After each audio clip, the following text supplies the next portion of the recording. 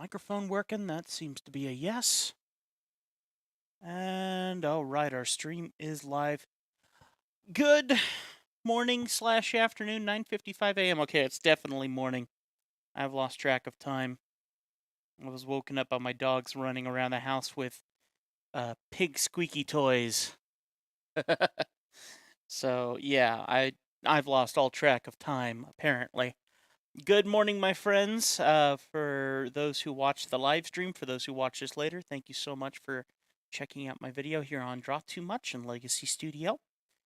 I'm gonna go ahead and get some music put on for myself in case there's not a lot of life here in the room if no one is up and at it at this hour of the day, which wouldn't surprise me. It's Saturday. Most of my artwork these days have been done around the Saturday time frame. By the way, I'm also working on some pretty cool paintings right now that I would show you. One of them you can see over my shoulder here, which is a skull, like more of a illustrated fun skull, on a square or diamond canvas. And it's actually just a wood canvas, so that's pretty wood canvas. It's wood. Okay, it's on wood. It's on wood. So anyway, I've been working on a couple projects here and there, but we need to get this one wrapped up. This young lady, Jill, has been absolutely incredible. A very, very kind soul, very, very patient. And I would like to get this completed for her today. That would be my goal, so that she can begin using this. And she has been nothing but super excited about this piece. So it is time, I think, to wrap up on this and hopefully have it done today. So today we're going to focus in on our arms and then the bearings and, of course, the shoes. Those are going to be the key things really to try and accomplish this go around. I think she wanted tennis shoes. And then the bearings will be interesting because bearings have a certain amount of chrome involved.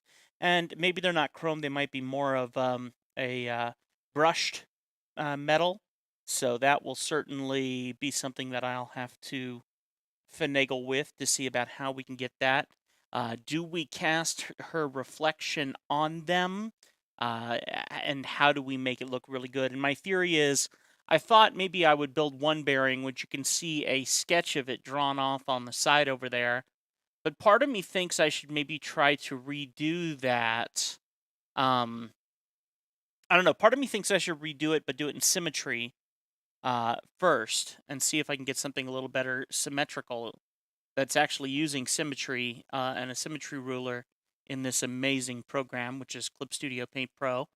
Or we will attempt some other theories as well. And as you can see, we have multiple bearings going on here.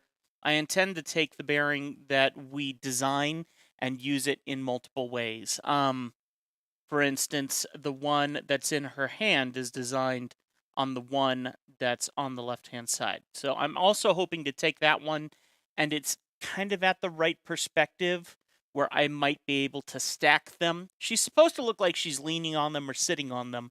So I'm hoping that I can stack 3 or 4 of those and then take one extra one and simply lean it up against them. And I'm hoping I can do all of that with one initial bearing. That's my hope. We'll see how that actually goes. So let me go ahead and crank on some music here for myself.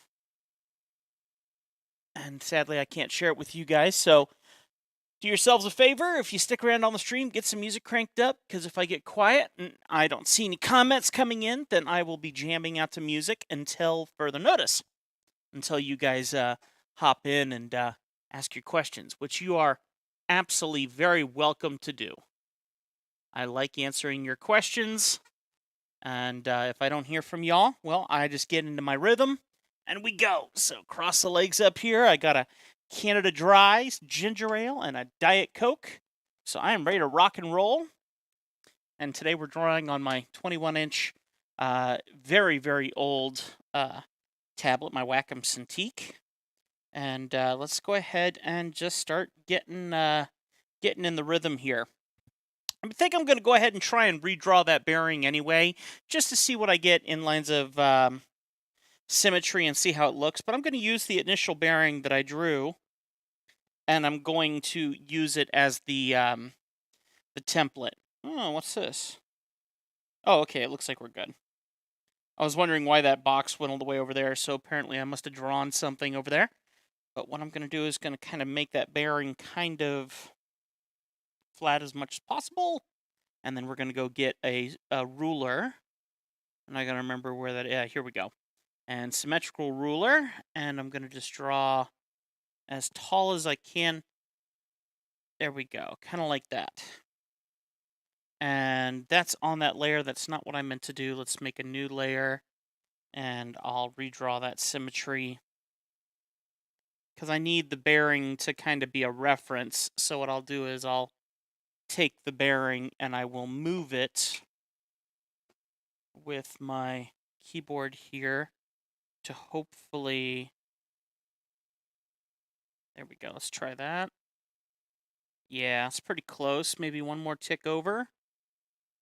Let's try that. Tough call. Zoom in on it. All right, let's go back one. Okay, and pull it back up. It's not great, but we'll see what happens here. Let me drop the opacity on this. Get back to our sketch here. And we're ready to rock and roll. So let's go ahead and see what we can get accomplished today. And honestly, what I really should do is I should design this a little bigger. So right now, I'm kind of drawing this as if it's a separate drawing.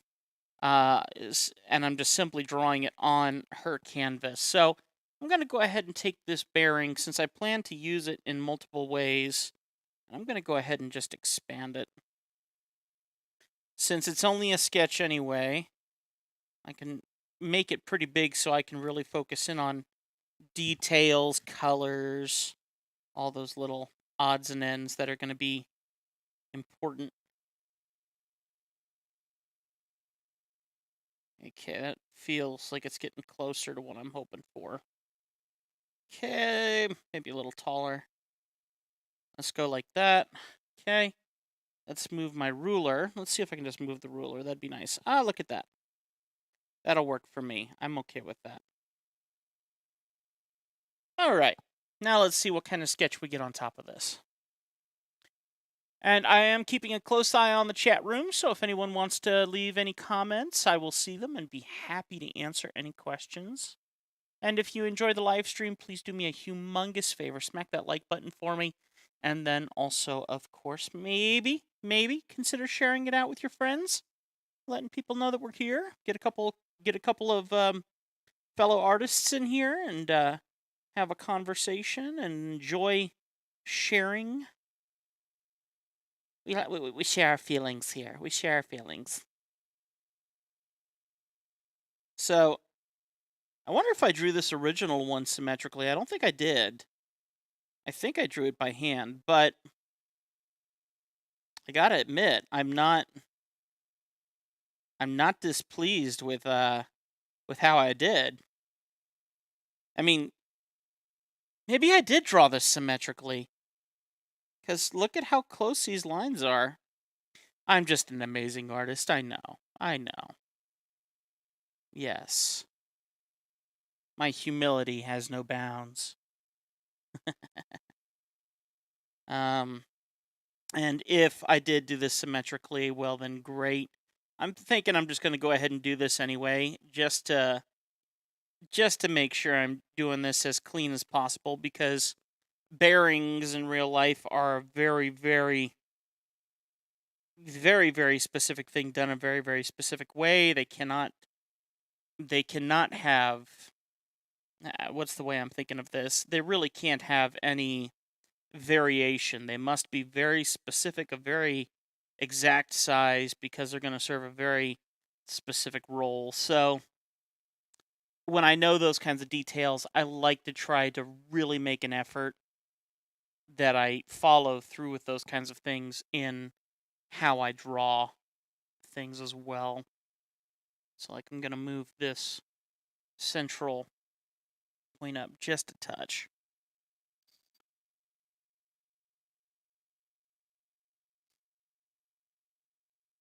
I was talking to a fellow artist about this yesterday on my radio show. And my problem is I set rules for myself. And once I set those rules, I live by them in my artwork until I realize that I'm an idiot for setting rules. Such a sad world that I put myself in. Self-inflicted rules that never needed to be in play. My wife and I, we've come up with a term for this, and we constantly remind each other to move the fireplace. And the basic formula, the basic idea behind that, which is hilarious, is if you've ever gone camping. Okay, if you've ever gone camping, in Montana, camping is a pretty popular thing to do. Go camping. And in this camping, you usually see a fireplace somewhere on the campsite. Hey, it's Pocket. What's going on, man? You usually see a fireplace somewhere on the campsite that you're at, that someone has put there. And if you're like me, which I feel bad if you are, then you look at you look at that fire pit as a rule.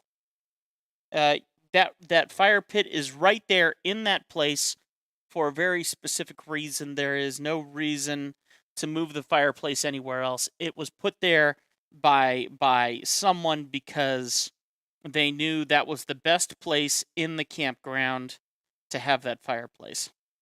Okay. And if you're like me, you set the rule that that's where that thing needs to stay, and it's as simple as that. So the stupid fact is that you assume that someone of wisdom and someone of camping smarts knows what they're doing, or maybe someone in leadership, maybe a ranger of some sort put that camp spot there, put that fireplace there. What proof do you have that that is actually accurate?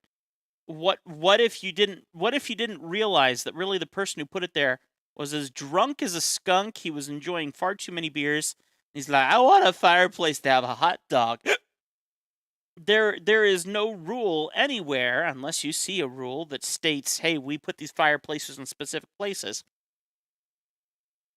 That there was no rule anywhere that ever said, hey, don't break the rules.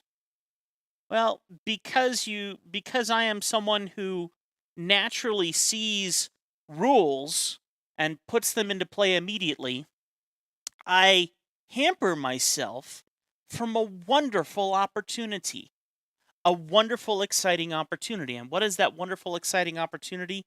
The opportunity to maybe park my trailer on a campground in a certain way so I can see a babbling brook next to my camper.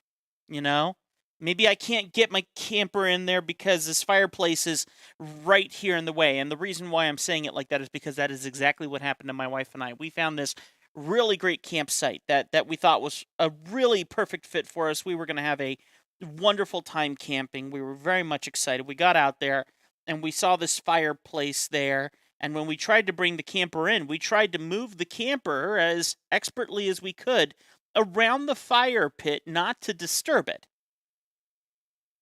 It was a natural fire pit. It wasn't like a big dug-in thing that was obviously put there. It was rocks stacked up around a fire pit. And I finally looked at my wife and I went, who actually put this fire pit here? And we both looked at each other and we started realizing how idiotic we were. And so we moved that fire pit to where we wanted it. That was still a safe place. And we put our camper where we wanted it. And for the rest of our marriage so far, and I want to say that was maybe 2 years ago or so that we did that, we look at each other and we find areas in life where we have assumed a rule that we thought that someone in power put in place, and yet we were completely wrong in that moment, and simply need to remember that we have the right, the choice to move the fire pit.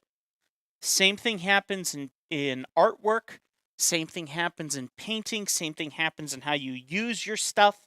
And over the past couple days, I have found so many places in my life, especially in art, where I have the right to move the fire pit, and it has been so incredibly fun. So incredibly fun. Because acrylic paints. In my opinion, that's the baby elephant mindset. Baby elephant mindset. That sounds familiar. I'm not sure what that means, but it sounds familiar. Enlighten me. Enlighten me, Pocket. Um but what Yeah, Santiago. Let me know what you got on that. In the past couple days, I decided to do something that I thought was going to be damaging. When you watch videos by a really amazing painters, there's a guy that I call Greg Simpkins, and I strongly advise that you look at his videos. This man has made acrylic paintings that are so incredibly gorgeous. I mean, they are drop dead gorgeous paintings of kind of an Alice in Wonderland feeling. You look at them and you feel a discomfort in yourself because they're just so everywhere. Cheshire cats, weird animals, and things like that. It truly is beautiful artwork. And this man has created this beautiful, incredible stuff out of acrylic paint. And I gotta admit, if you look up acrylic paintings, there's something very specific that you see when you see acrylic paintings. And I would say it looks cheap. Acrylic paintings look cheap. And then if you look at oil paintings, they feel expensive and fancy, and like what you should be doing is obviously you should be painting with oil paints. And I'm sorry, I'm a lazy bum. I actually prefer to not have my brushes get destroyed because I forget to clean them. Most of my brushes over here right now that are stacked up over here have not been cleaned, and if I did oil paints, I would have destroyed them. My house would be different colors because I'm just terrible at cleaning things. It also costs a lot of money to have odorless paint thinner and things like that instead of just washing your stuff in water. So I've chosen to learn how to work with acrylics. And as I have continued to work with these acrylics, it feels kind of like I'm working with a very cheap set of watercolor paints. Have you ever tried those you go to like Walgreens and you buy those little cheap pancake watercolor palettes, for kids, and you try to put a little water on them, and then you try to paint, and it feels terrible. That's what acrylics have been feeling like to me. And so I've been trying different methods to see if I can turn them more into oil paints. Um, Slow dry mediums, a couple different theories. And day before yesterday, I had a move your fire pit moment. And that move your fire pit moment was, what if I just dumped a ton of water in my paints? What if I just dumped a ton of water in my acrylics and mixed them up and tried to create a oil paint consistency just for giggles? And so I did that. And it was an amazing moment because then I started painting with them, and suddenly my acrylic paints felt like oil paints. And I was mind blown. Mind blown. So I have a painting over here that you can't see right now. I need to get it off the wall and show it to you guys. But I've been painting with only that method, and it has been so much fun. And that is because I didn't fear the ramifications. I didn't fear the idea that, well, I'm watering down my paints so they're not going to last as long, or something like that. I mean, obviously, and once again, here's exactly my point. When I go to an art store and I'm looking around this art store and I see a product that says slow dry medium. Okay, slow dry medium. That means obviously that you should use this instead of water. Because why would they create a slow dry medium for acrylic paint if you could do the exact same thing with water? Because I'm an idiot and I didn't move the fire pit. And so, day before yesterday, I tried that and it was so monumental. It made all my paints work the way I wanted them to. It made painting more fun. I came home yesterday. My wife is like, "So what are you going to do with your evening?" And I said, "I'm going to paint. I'm going to paint." I came right home planning, and I spent my whole evening painting. Um and you need that. You need that. You need to make those moments of choices where, yes, I could work on client commissions, but truth be told, if I am not inspired to work on client commissions, they're not going to turn out very well. So, taking those moments and enjoying doing your passions are very, very important. Very, very important. And so, yeah, it's as simple as that. Move your fire pit, or let's see what the baby elephant term is. It comes from the idea that as a baby, elephants are chained to a tree stump and they cannot break free from that stump. They try, they can't break free. They continue to submit to the idea. Even as adult, it used to be something circus performers did. Oh. So basically, even if they're not chained, as long as that stump is in the area, they assume that they can't go anywhere. I can see that. I can see that. And boy, that is so accurate to that is so accurate to what I'm talking about. Anyway, just I've been kicking myself over that because I've been butting my head against a wall with my acrylic paints. And I have a ton of oil paint. I have invested a lot of money on nice oil paints. And oil stuff. I mean, I have the odorless paint thinners, I have the mediums and everything. I have it all. But I just do not want to paint with those because I'd much rather learn a I want to make acrylics look like oils, and I want them to work for me so that I do not have to do as much work to try and clean up and do all that sort of stuff. And I feel like it's possible because when you look at artwork like Greg Simpkins, please look him up. You'll see everything I'm talking about. It is so incredibly satisfying to watch him paint and go, "That's not oil paint." Oh, it's that moment of explosiveness where it's like, well, maybe it's his paint. Maybe the Nova paints he's using are really good. No, no, no, no. I'm actually getting kind of the same effect with really cheap Hobby Lobby paints, and it's like, stop, stop, stop being the baby elephant. Stop being the. I mean, seriously, just so cool. All right, I feel like we got something good. Starting to look good. Let's see if we can get some color on it.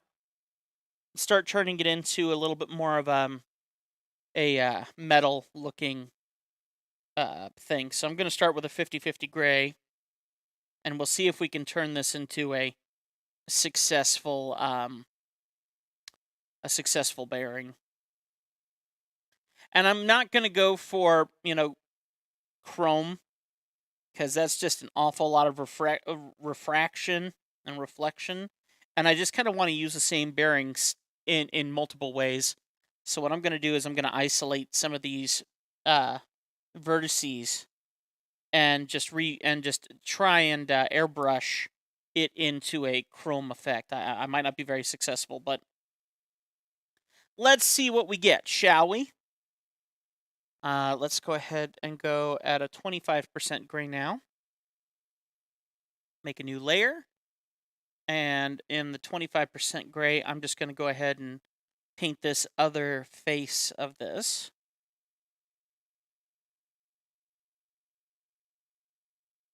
So the reason why I'm doing this is because I want to separate these two layers individually. And then I'm going to make one more layer to do the plastic part of the bearing, which is what covers over the individual BBs or ball bearings. I might even do one more for the inner layer. So let's go ahead and do another layer. This one is going to be the actual plastic. So I'm going to do that at a 75% gray.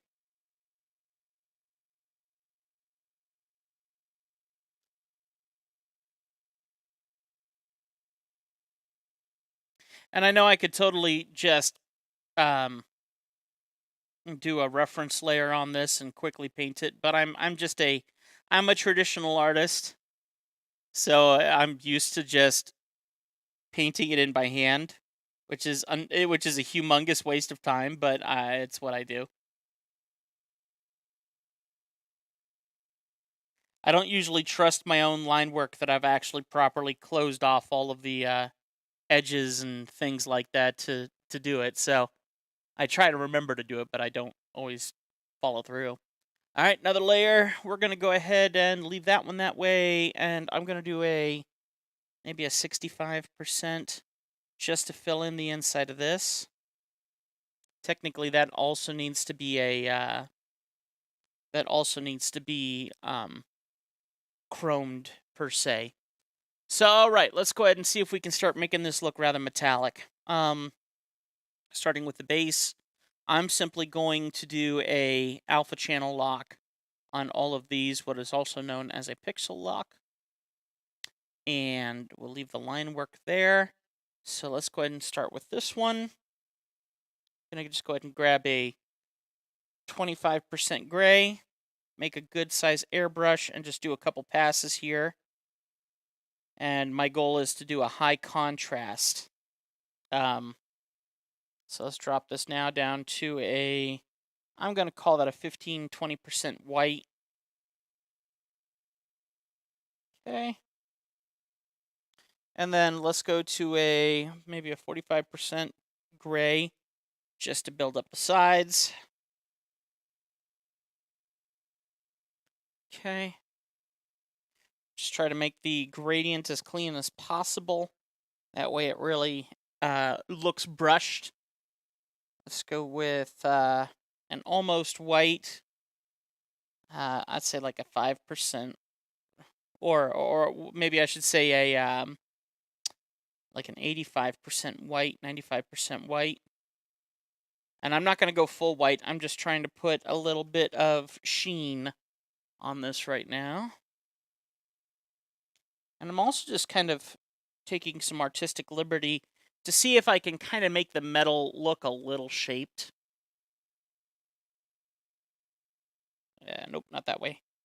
Maybe we'll calm it down a little bit just by making that airbrush just a little bit bigger.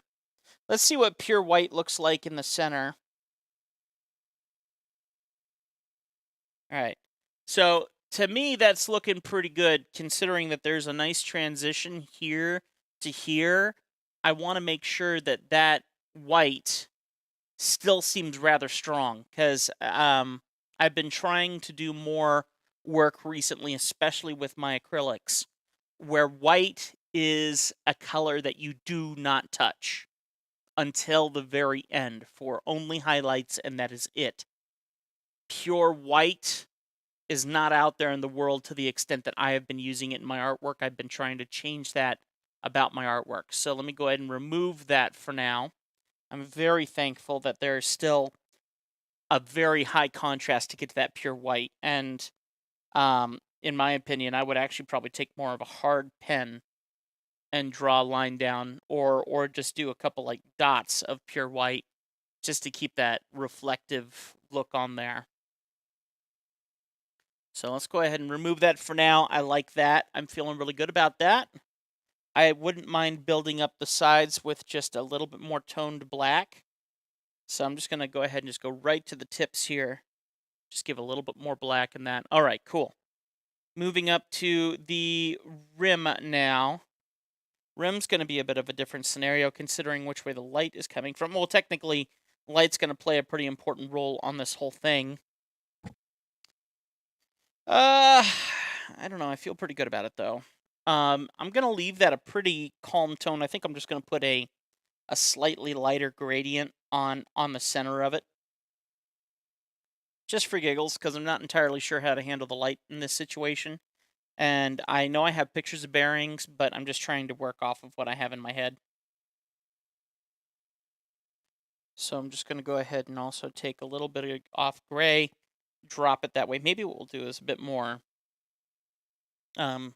A-frame kind of gradient. Okay. What I could also do is build up ridges. So if I really wanted to, I could actually bend edges over with a little bit of highlight here and there. I'm not desperate to do that. I am curious to see what it looks like, so I'll try it just in one pass. Dropping my brush density down. I don't want to create bevels, but for instance, showing... Let me just see what this looks like out of curiosity. So this could represent like a rolling in of the metal around the edges of the bearing here. Yeah, see how it beveled it a little bit? Part of me likes that, part of me doesn't. I think a harder highlight edge would be more important there. Actually, as I drop that back, I like that more there. So that looks pretty cool. I think what I will do, though, is I will do that highlight edge on the inner ring here. Just a little bit. I might go a little lighter just on the center. Yeah, that looks pretty cool. I actually like that. So, and maybe on the inner ring here. Okay, nice. All right, I'm okay with that. Let's go ahead now and look at the black ring, which is actually a matte kind of a plastic. So let's go ahead and take that to about a 75% black. And I'm just going to go ahead and add some of that matte black to the corners of this ring here, just following along with the gradient I already have going on. Maybe put it in the back there? How does that look? Yeah, it looks pretty good. Let's see if we can pull a little bit more of the gray out the front, but I don't want to lose that matte look. Yeah, that's fine. And then working on the inner ring here on the center, I'm going to go ahead and try and go with a medium gray on the center. There we go. That looks great already, just like that. Now, since that actually goes into the bearing, I am going to I'm going to go ahead and build up the shadow on the walls here and roll it in towards the center to hopefully give it the look like that we're going to look into it. There we go. That looks great. I keep looking up at the smaller image on my live stream feed that I have on my other screen there, and when I see that, this is why painters use brushes with super long stems, because we want to be really far away from the painting as we're painting. That's why when I'm holding my brushes, I'm usually holding them like right at the tip, and I'm reaching way out there. Well, I'm doing the same thing digitally right now because this one's right in front of me, but then I have a screen that's right there. Now I'm touching it. That's a good distance away, a much smaller image of what you guys are seeing, and that gives me a better idea. So look at that. That's actually a pretty decent bearing. I don't like the sharp edge on the bottom, so I need to clean up my my outline a little. But all in all, that feels really like a really reasonable looking structured bearing. So my rules this time actually worked out. But what I'm going to go ahead and do is try and remove this sharp point that I'm feeling here. So I'm just going to cut off the bottom of the bearing, basically.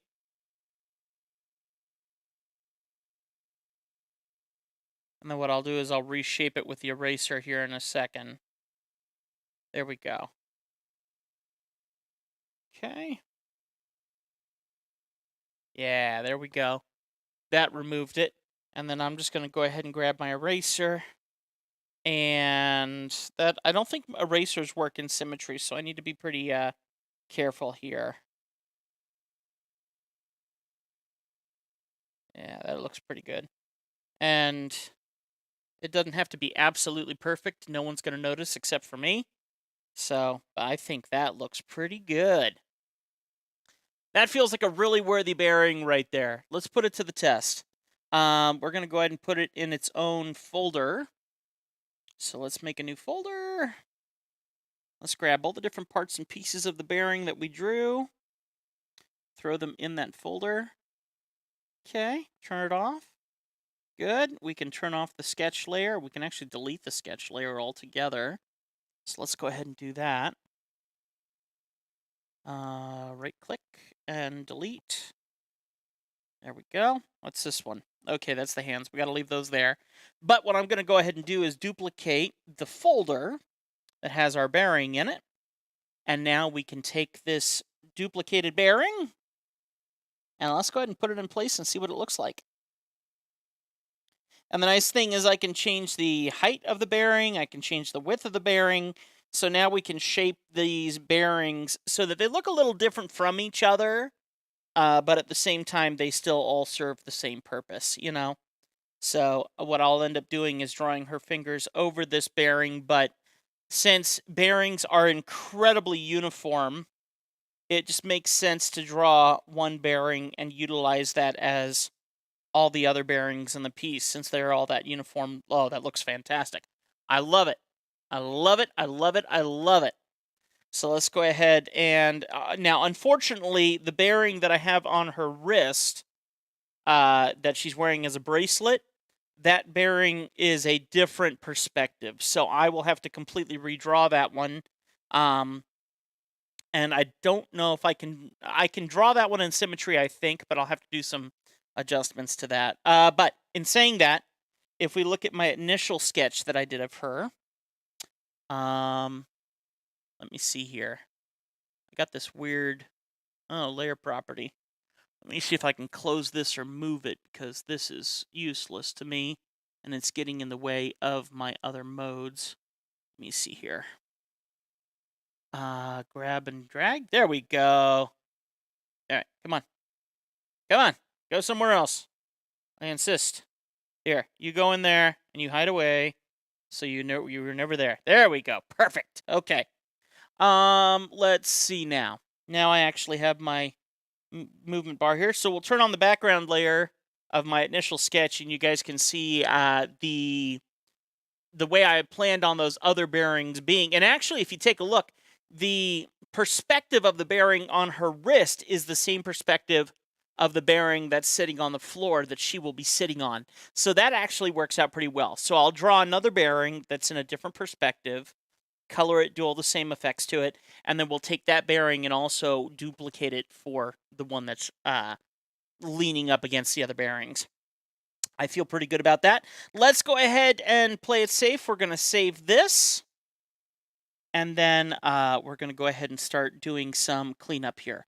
And the cleanup I'm going to do is actually really, really easy. I'm just going to put I'm going to put her character in its own layer just to protect all the work that we put into her character.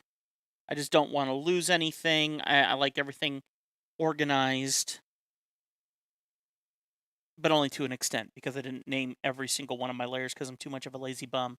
But now that I have the majority of that, now we can turn off the layers. You can see the initial sketch that I did of her, and now I can work as if she's not there, turn it on, be able to draw over top, and do things like that without affecting her layer.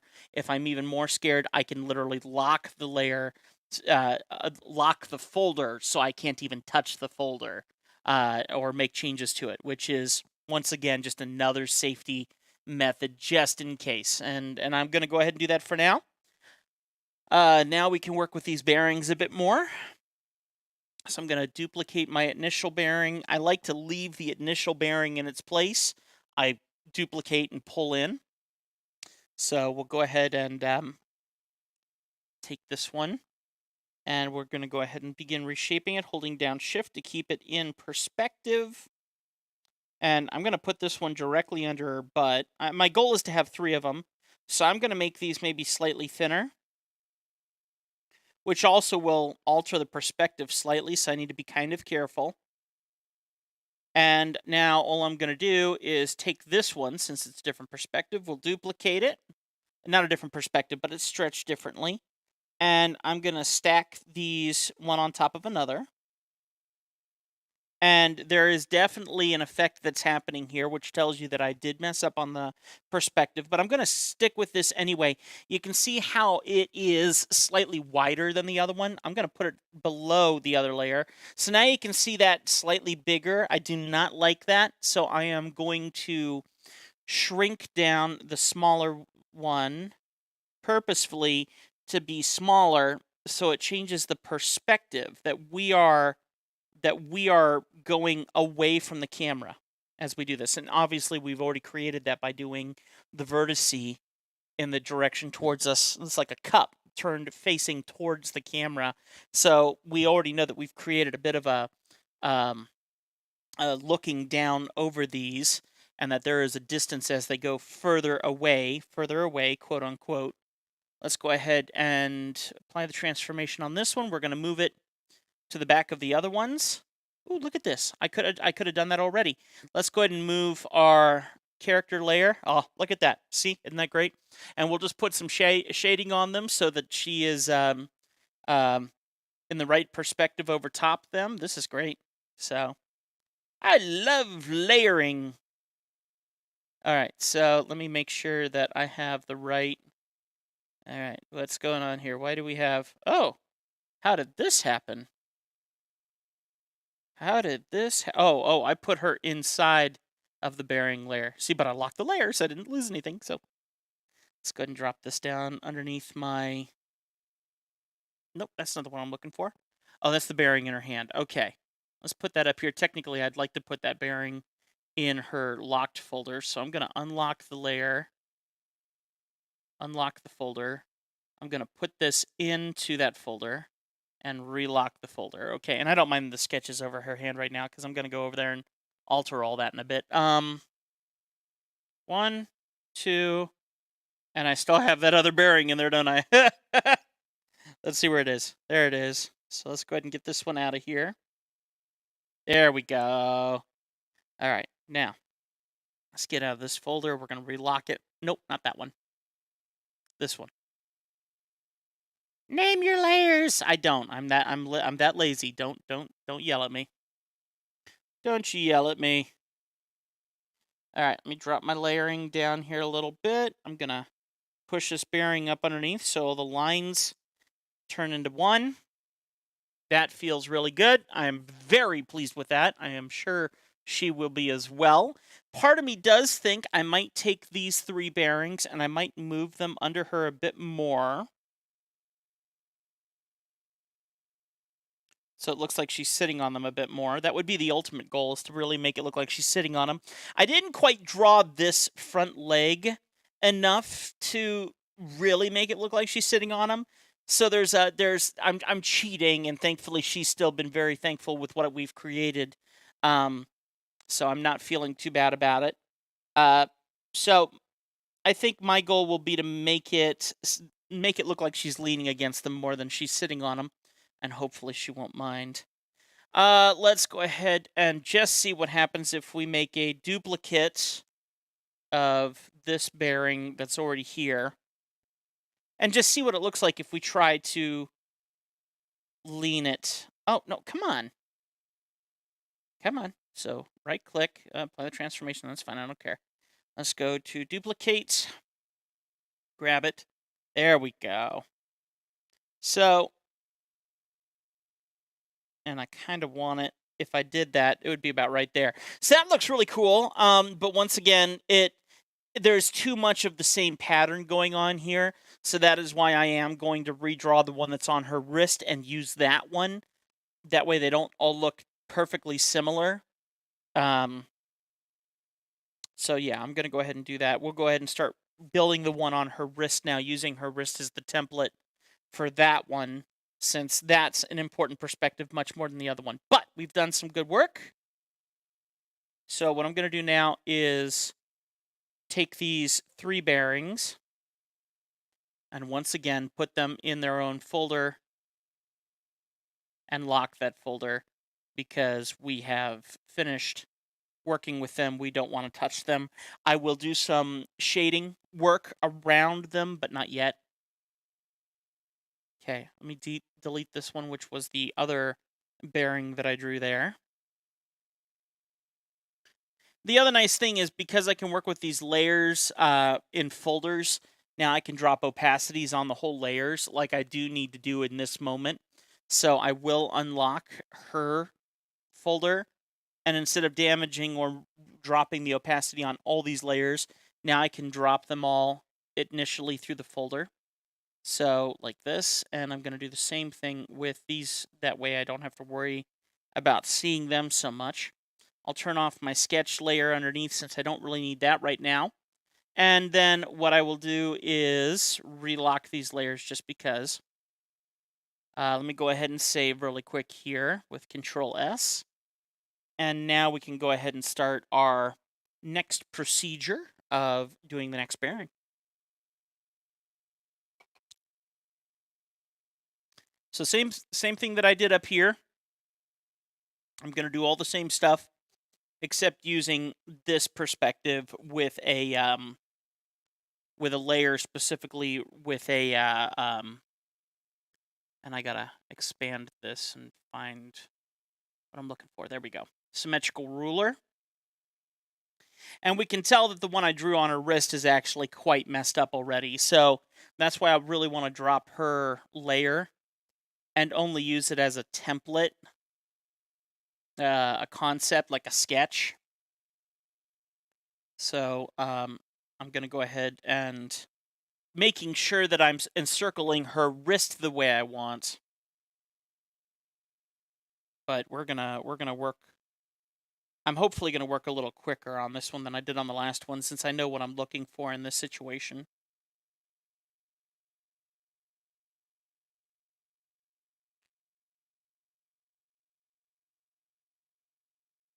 So what I'm doing here is I'm trying to think about the circle of her wrist and her arm as it goes in there, and I'm trying to think about what the circumference of the or it might be the radius. What the radius would need to be of this ring to properly go around her wrist. And from there, then I'll do more. What I could actually do is, if I was desperate, and I'm not desperate, but this is another way to go, is I could duplicate this layer just like this, and then I could grab and in perspective, in holding down shift and keeping this in perspective, I could literally just expand this just like this, keeping in mind that there is going to be some perspective shift, but like that. And then I could duplicate this again. Remember drawing cubes as a kid? Remember how they taught us to draw cubes with 2 weird diamonds and then you connect them together with lines? Technically, we could do that exact same thing here, where we could just do like this and then connect them together. So let's just have some fun and do it. Let's go ahead and merge these 2 layers together. Merge selected layers. There we go. And they're obviously too thick because the initial sketch was expanded. So what I'm going to do is just simply make another duplicate layer, clear that layer off. It still has its perspective grid around it. So let's go ahead and bring up the opacity on it using the sketches that we just created. And let's go ahead and finalize this. So here's the first ring, the line coming down, and the second ring. And that'll be much better looking than the original bearing that I had designed. And it feels like it's a little tall. It kind of feels like there's a ring riding up to that. So I can easily change that by just grabbing this whole thing and lifting it up a little bit higher. And suddenly it'll start to feel like it's fitting more properly. So, making good progress here. Thank you, everyone who's watching. If you don't mind, do me a big favor, smack that like button for me. That way I know that you guys are appreciating these live streams when we're doing them. I appreciate having people here. I appreciate having the art conversations and sharing stories, and that to me is incredibly important. I had a wonderful conversation with an artist yesterday. My radio station that I work at is gearing up for something very, very exciting that we call Western Art Week. Great Falls, Montana turns into what we like to call the art mecca. And basically, anything that has to do with Western art, like cowboys on horses or Native American paintings and things like that, all of that suddenly, any artists, any people who love that kind of artwork travel from all over the world to come right here to Great Falls, Montana, in about 2 weeks. And there's going to be 17 art shows around my little city here, and we kind of become central. We know about people who come, dignitaries who come from out of the country to come to this show. It's a really, really big deal. And so I approached my bosses and said, we need to be doing something for this, and worked with my coworkers, our sales team, and we've created a show on my radio station called The Brush Up that my friend Sean Hertel planned out and did an amazing job on. And so I'm getting to interview local artists here in Great Falls and call in interviews with artists from all over the country that are going to be here, coming into town, interviewing them about artwork and stuff. And I got to tell you, every time I get done with one of those conversations, I am re-inspired to sit down at my easel or at my digital tablet here and create new artwork. And that is something that our world desperately needs, and what we as individuals need, that connectivity with people with like-minded passions, and not only so we can learn more, but simply the friendships and the camaraderies. That is incredibly important for your mental health. So, 100%.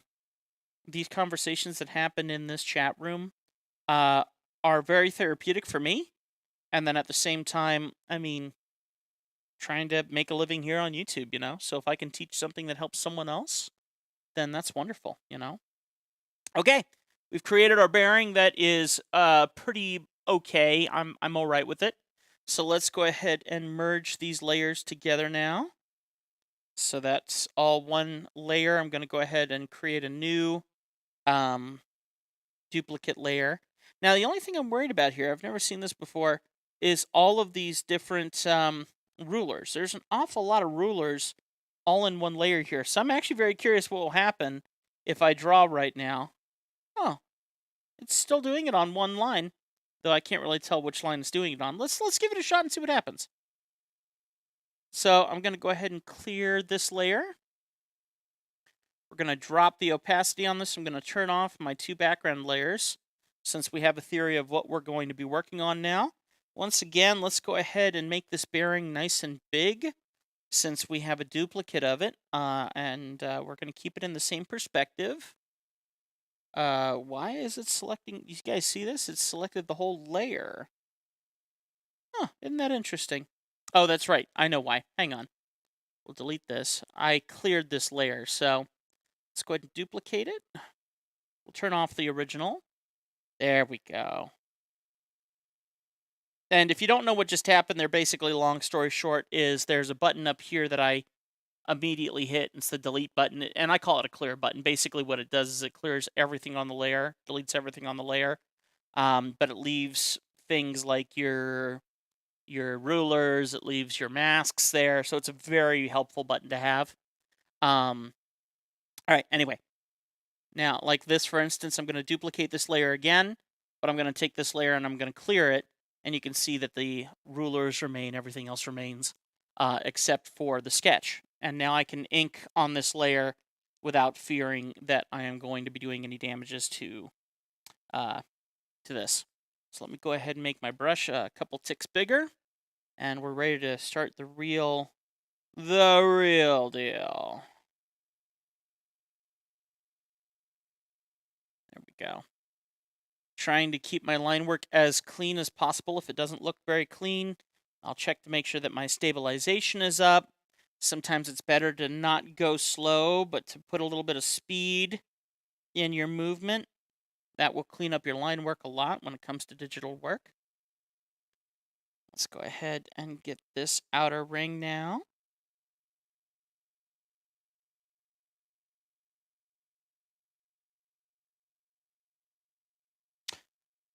Let's try it again.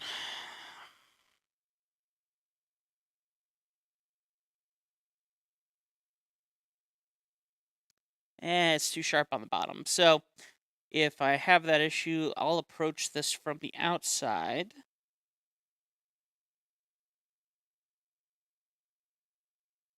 Getting closer. Maybe we'll approach this like this. Yeah, I'll get it. That's the undo button is an amazing thing. But what you don't want is that. You don't want this sharp edge. We've already had to clean that up once. So if you can approach this in reverse and plan on your lines intersecting, that is probably going to be a better way to approach this. And then just do cleanup of like the stems that you might get. Yeah, kind of like that. But once again, I have a really nice solid line here. So what if I was just to take this layer, duplicate it, select it, and if I'm only going to go a little bit bigger and I'm not going to really alter the size of my initial line, well, maybe it would be better off for me to recreate this line like this. But the problem is, as soon as you start expanding on a rasterized digital line, it gets bigger, thicker, and I don't want to get a thicker line right now. My goal is to keep the lines the same thickness. So try not to think too hard about it. I'm okay with that. I can clean that up.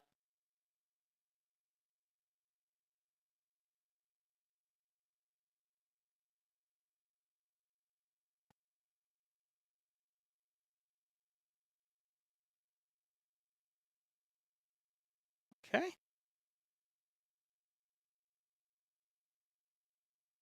Want that a little higher.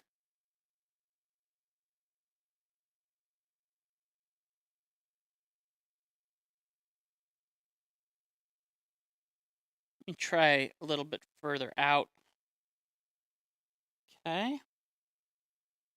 Follow the initial line and connect it right at the top.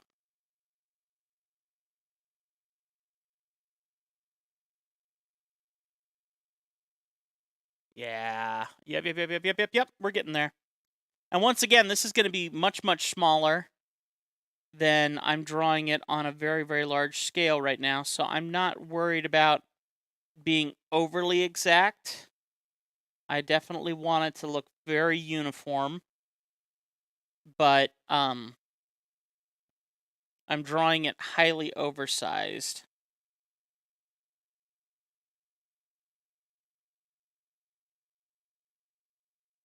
Yeah, like that. Yeah, it looks great. Cool. All right, same process. I'll do it the right way this time. Okay, I'll do it the right way. What we'll do is we'll go ahead and create this as a reference layer. Make a couple layers underneath here. Let's go ahead and get our 50% gray, our paint bucket, and we'll quickly do that. Let's go ahead and... Now, the only problem with doing that, if I turn off the layer below, if I turn off the sketch layer, you can maybe see some little white lines and things. That's the only problem with doing that process. But let's keep going. Let's go with a 75% black. And let's go ahead and do this. And let's get a... maybe we'll go a 25% gray. And let's go ahead and do here. And then I need one more. And let's go with like an 85. Well, 65 black. And we'll go about here. Okay. Now I can go ahead and color this up, and same deal. So you can see how quickly that is in comparison to filling it all in individually like that, but that'll give us the idea. Let's go ahead and set our alpha locks. There we go. All right. Here we go. Get a couple passes here. I'm going to go pretty quick on this, since you guys have the basic idea of this already. This is just my process, and it's worked really well for me over the years. If you're going to do props and things like that, and you're going to charge to have those props in your images, then it's a very important thing that you put extra time in those props. She is paying for these bearings, you know? And so making sure as much as possible, as I pick my nose on camera, I'm sorry about that. My mustache hairs keep getting up in my nose. If you're going to charge someone for that work, then invest your time in that work to do it right. That is the least you can do for the person that has hired you to make them look good or make someone that they love look good. You know, invest the time so that when they see it, they are wowed. The best, I mean, as an artist or a craftsman, the most amazing part of our job, whether you're a watchmaker, a jeweler, artist, sculptor, you make furniture, whatever your job is.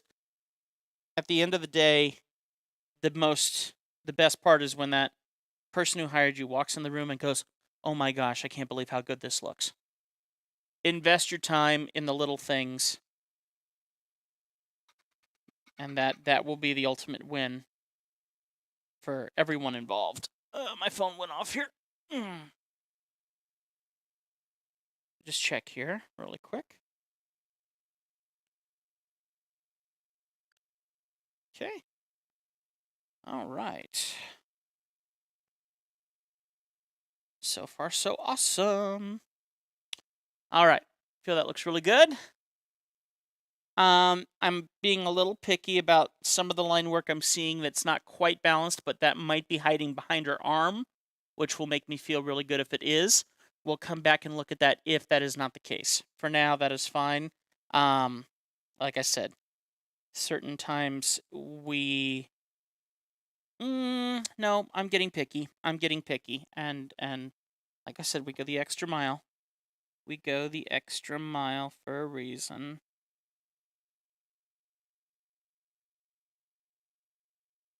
Yeah. Good music. That I wish I could share with you guys, except it's copyright. I do apologize. Aaron, hi, buddy. Oh, hello. My name is Vibe. I've been wanting to say this for a while now. Oh, dear. What's going to happen? What have I done? But you inspire people like me to draw and get started with caricatures, and I thought I may have a shaky start. I do my best efforts. Oh, that's wonderful.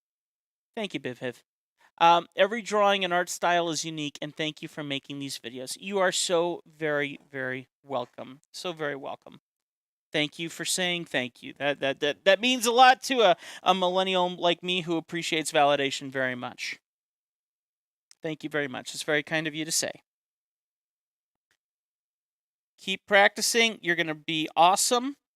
And if you find joy in what you do, it's the best way to go. So just enjoy the road.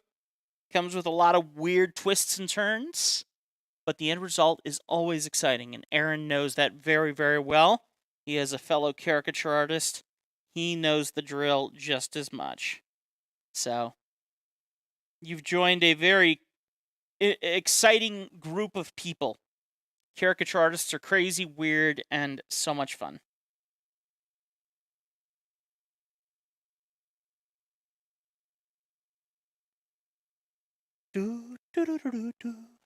Alrighty. That was making me itch. That little line was making me itch. It looks way better now. I feel much better about that. So yes, we're making good progress here. Thank you so much for the kind comment. I appreciate that. That's wonderful. That's wonderful. I love it. I love it. I love it. I love it. Okay, moving on. Let's go ahead and get some. Let's go ahead and get some shading up here on the corners now.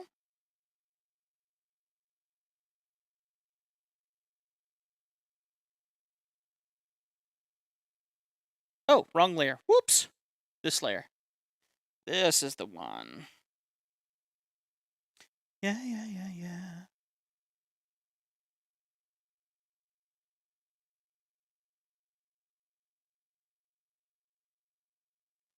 By the way, keep an eye out on my other channel. I'm doing something weird. I'm learning how to DJ. It's a lot of fun. I've had a lot of gear sitting around for a while, but I haven't taken the time to learn it yet. Every time I start, it's like I'm just not feeling it. And recently, my VR goggles, they have an app called Tribe, and you can go and you can literally take classes. You can take these classes on how to DJ on your goggles, on your VR goggles. And I'm like, okay, well, I got to try that. So I started doing that. That was a lot of fun. And so I've been trying to get all my gear together, and it's like, okay, I'm gonna have to try and DJ a set on my YouTube channel, on my Legacy Studio channel. So that's something I'm looking to do in the next couple months as I learn a little bit more about DJing. I have a long way to go, but still, it's fun. It's a lot of fun. And the music I listen to, I like a lot of dance beat groove. You know, I want music that keeps me inspired, but I also find that there's certain stuff that I just hear so overly repetitive and it just sounds lame to me. So now I'm looking at music and I'm starting to go, oh, okay, this would be a great song for this. And so I'm enjoying actually finding some of that music, and I'm like, okay, yeah, we got to do this. So I'm gonna try doing some DJing here on YouTube at some point in time. I'm gonna redo this.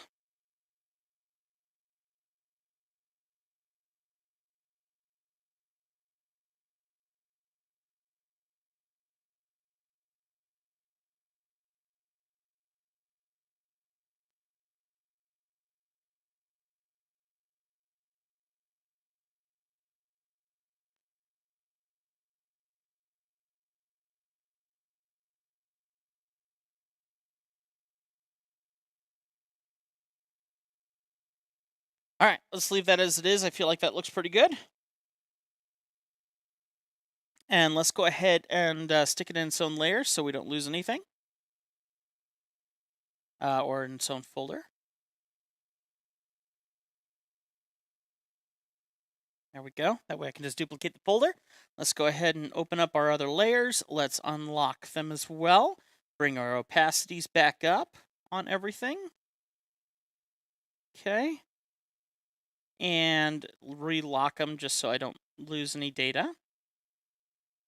Okay, now that we have our new bearing with its new perspective, which I like, let's go ahead and duplicate it. And we're going to start with the one on our wrist first. So making sure that we still have an original, let's go ahead and drop the layer on this. And I'm just going to line this up where the other one was.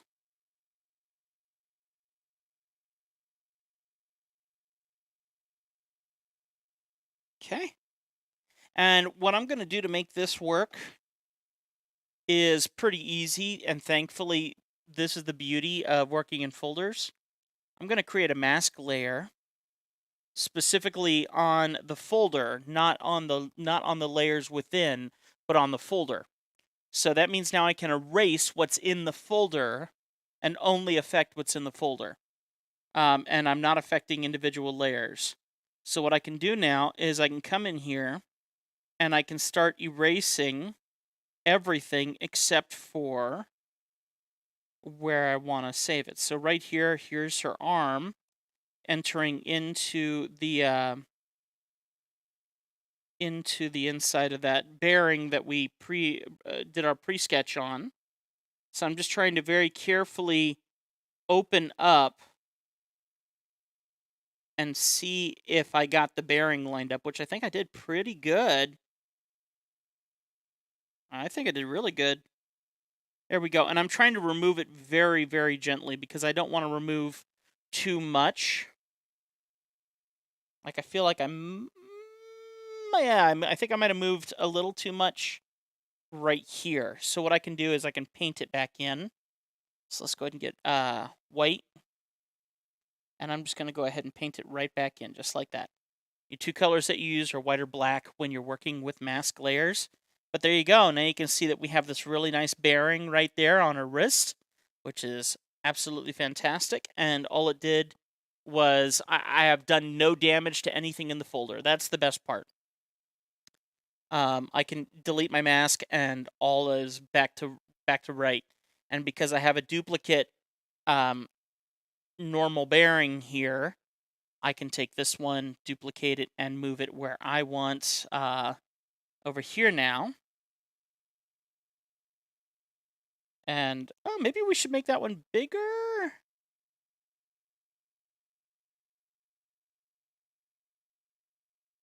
Yeah, maybe we should make it like a slightly smaller size leaning up against it.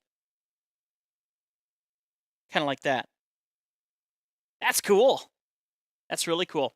So the next thing I'm going to do is I need to work on the shoes. I need to work on the arms. We need to work on shadows so that we can start connecting things together here. And really start tightening things up here. But look at how cool this looks. This looks really, really great. So let's go ahead and start by saving, of course. Let's go ahead and hide away the spare bearing that we have in this folder here, which I think is this one. Oh, I have it duplicated in a duplicate, do I? Let's see how this worked out. Yep, okay. So what I'm going to do here is move. I'm going to have to unlock that layer. Right? I have to unlock hers. There we go. And then once I've unlocked that, now I can come in here and I just want to remove the bearing. Okay, this one needs to stay in here. This one, though, needs to come out of the folder. And this one I can turn off. There we go. And now I can close this and relock it. That way I don't lose anything there. And there we go. Perfect! Yes! Very nice. Very, very nice. So far, so good. Now, I do not like how perfectly uniform these look, so I'm going to go ahead and try and just make a couple little adjustments to this. I'm going to, like, purposefully just try and alter this one slightly. I want it to look like it's not exactly the same, though it is.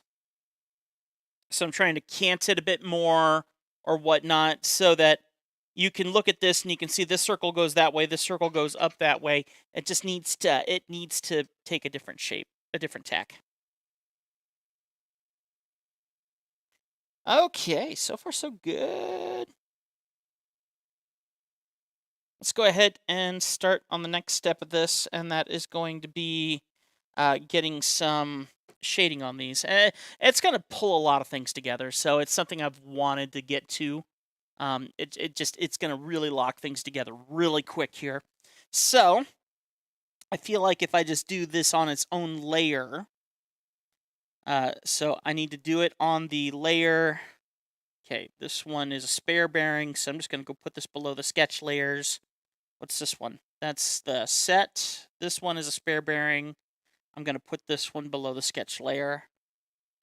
Technically, I don't think we need the sketch layer anymore, which is exciting, because we've made a lot of progress in a very little amount of time. Wonderful. Woohoo! I feel good. So our sketches are looking good. Our drawings looking awesome. Very, very, very, very attractive caricature of her. I love this caricature. Um, I'm glad that she's been very flexible with how we decided to how I decided to design it, with the hair flowing much more than hair naturally flows. I'm glad she went with the knitted cap, which adds so much to this. I love how this piece is turning out. I really, really enjoy this one. So, okay, it's time for a little break, really quick, guys. So I will be back in just a few minutes.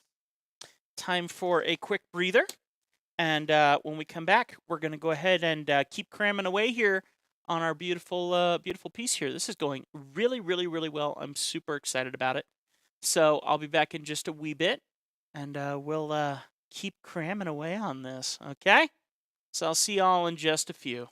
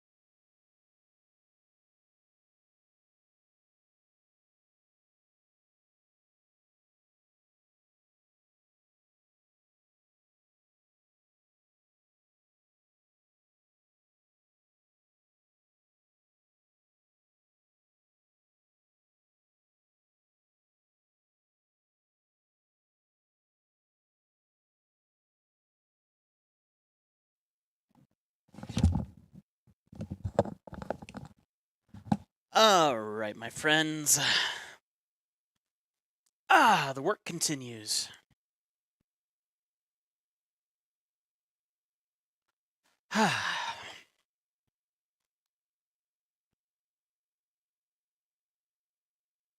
Okay.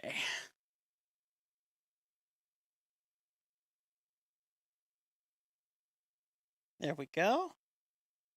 All right.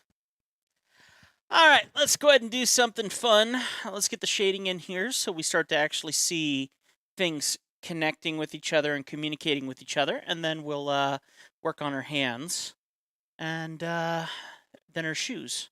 So we're making really great progress. I'm feeling really good about this. 70 playbacks so far. That's awesome. Thank you so much, everyone who stops in really quick. Do me a favor, smack that like button. Let everyone know that we are here having a good time. Hey, what's up, Infinite Touch? No, you're not too late at all. I'm not going anywhere for a little while. We're an hour and 24 minutes in. We've made some awesome progress. Most of it's been on drawing bearings, though. So technically, I'm surprised people have even come in and looked around anyway, because what we're actually kind of drawing is a little boring. It's freezing here in the UK, Tim. How's weather for you guys? We got snow outside. We're probably at about 20 degrees. A low of 0 coming up in the next day or two.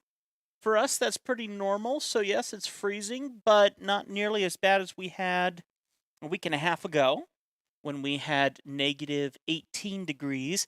That was cold. That was highly cold. Very, very, very cold. When you get to that negative temperature as your high, that's when you start feeling things. Now, UK, you guys are probably off of Fahrenheit, which I don't know much. Or Celsius? No, you're whatever one you are that we are not, the opposite. So, long story short, it was cold like 2 weeks ago. 0 right now. I think, is 0 like 30 degrees for you guys? I feel like I knew that at one point. I don't know.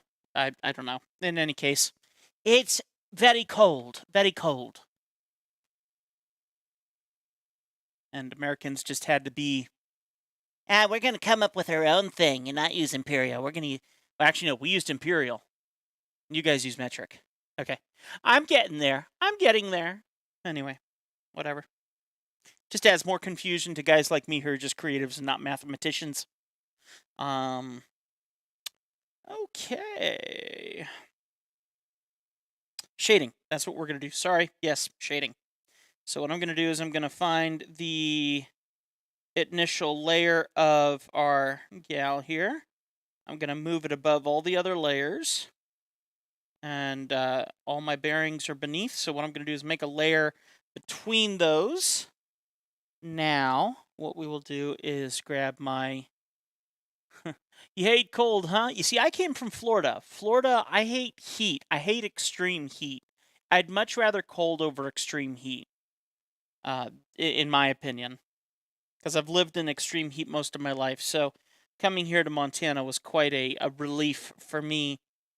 Do I want to do that? I think I do. I'm going to do this the old-fashioned way here just because I'm going to be lazy about this, and I hope I don't cause myself drama for doing this, but we're going to see. So now we're going to go ahead and start the shading process. That's going to help make it look like she's actually sitting on the bearings. And I'm just using black. I'm cheating. And as her leg gets closer to this bearing, I want that shadow to get sharper and sharper. And then as the shadow gets further away from the bearing, I want it to feather. There we go.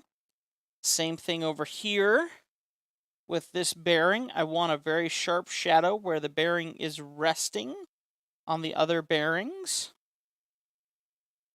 Okay, and then as it releases, I want to go ahead and make this bigger and feather the shadow out. Now I'm using a full black, so what I'm going to do is I'm going to drop the opacity on this as we get closer to having it done. And but first I got to build up shadows that I'm trying to go for here. And I think what I'm going to do is just do a general shadow pass. This rolling out this way a little bit. And use my eraser. I want to make sure it's a feathered eraser. And we're going to get this right to the point where that gets close there. And just shape this shadow a little.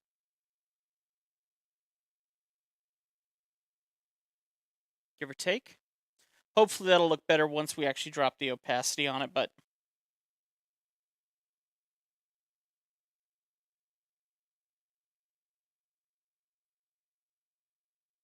okay. That in itself made a big difference with her sitting on that. Let's just drop the opacity back a little bit.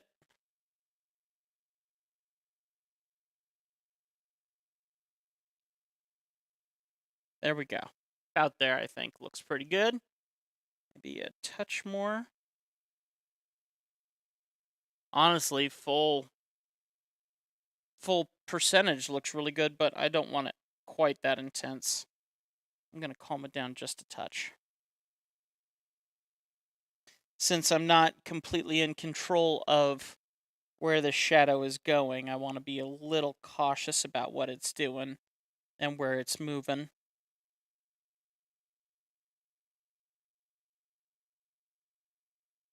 And the reason why I'm very concerned about this is because when your client takes this with a transparent background and sticks it on something, like a print or maybe a website or something, I don't want random black spots to show up that I didn't erase properly. So it's moments like this when I get very anal and concerned about where my shadows are going or where random lines are going. So I try to be very thorough with this, and I usually don't allow myself to do things out of locked layers and things or opacity passes or whatever, just to play it safe. So far that looks okay. Okay. I might check that on a couple colored backgrounds. What I do in this case is I will do like a high contrast background. And what I'll do is I'll check to see if there's any weird dots or anything anywhere. And I'll try on like a red, I'll try on a green. See, I feel like the shadow changed a little bit in the green in this area here. You know, I'll try it in a heavy blue. And each one of those is going to help like find little details like here's my initial sketch underneath there. So I got to remember to hide that or turn that off once I'm done, you know. So going through and doing this kind of helps you just have a better idea of what things are doing. So in the end, though, I think it looks okay at the moment.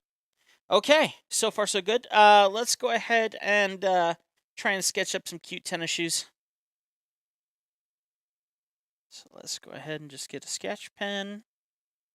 Drop my stabilization. I like working with no stabilization when I'm sketching.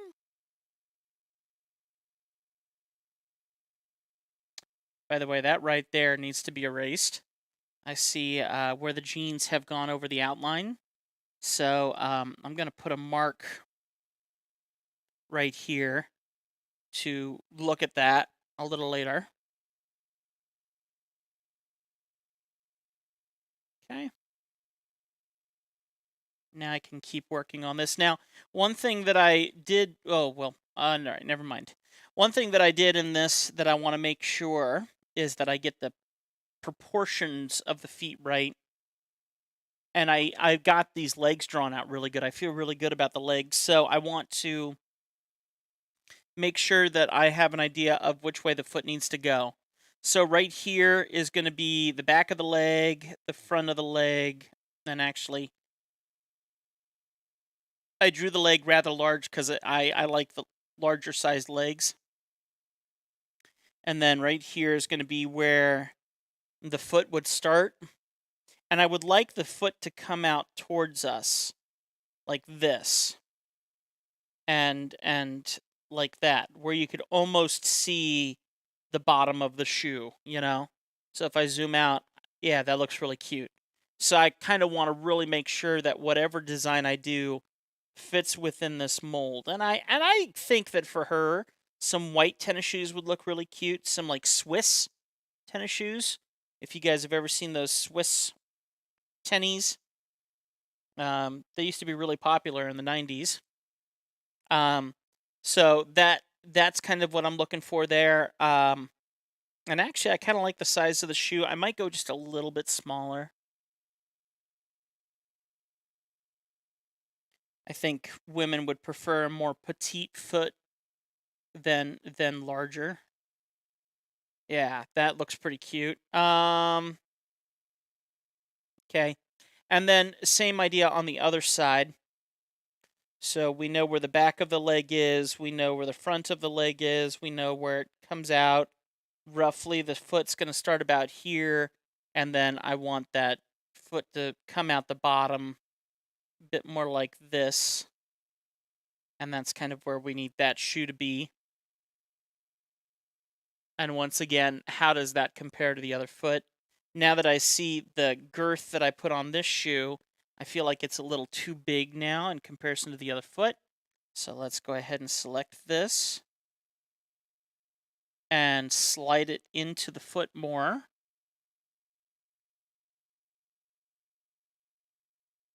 Until it feels like it balances out with the other shoe. And then, okay, now that I've done this and I zoom out, now I go, wow, now the feet look super small. So let's go ahead and, whoops. Let's go ahead and maybe make them a little bigger.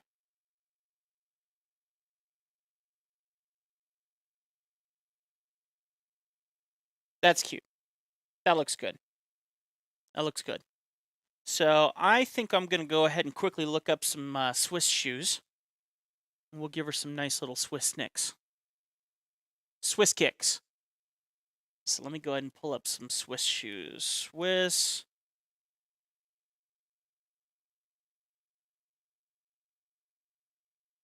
Tennis shoes.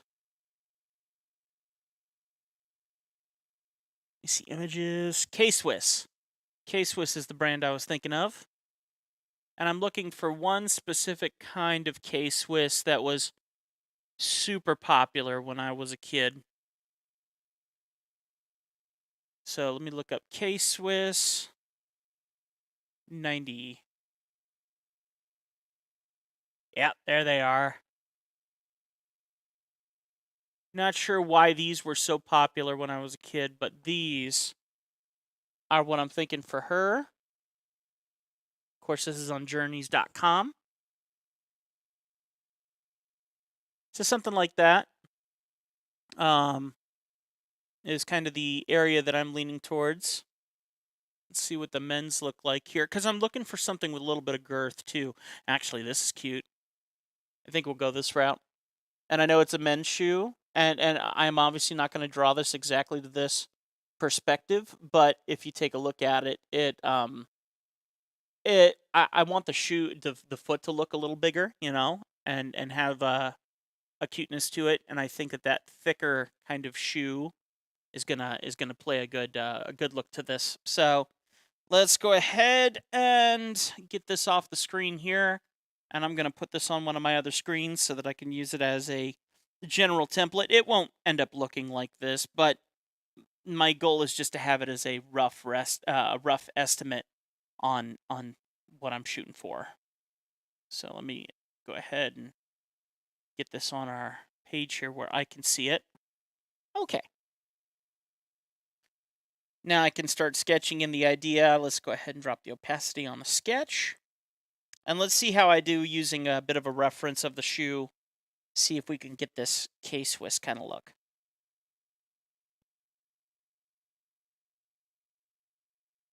All right, so let's drop my pencil down since we're going to get more detailed on this. So the front of the shoe is going to kind of come like this. There's a little bit of a bump from the back from the front of the shoe to the heel. I want to get the toe. Well, actually the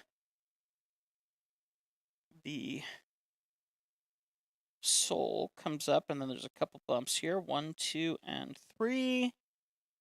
Okay, let's go ahead and put a big bump here. And then maybe like 1 or 2. I'm not sure if I'll stick with that, but I have it there for now. I've just learned that I've always drawn like really simple shoes.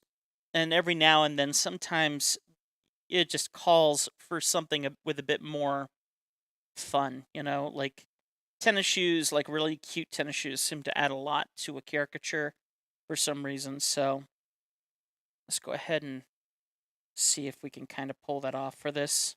She's been a great client, so we'll go the extra mile on the possible shoes. Okay, already I don't like it, and the reason I don't like it is because I have it in the wrong perspective. So let's go ahead and erase what I've already done here. Okay. So let's start this over again.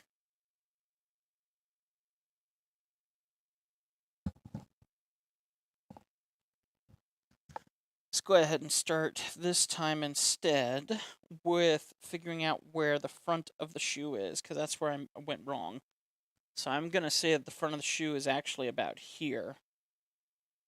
And because of that, now I can actually get my sole a bit better lined up.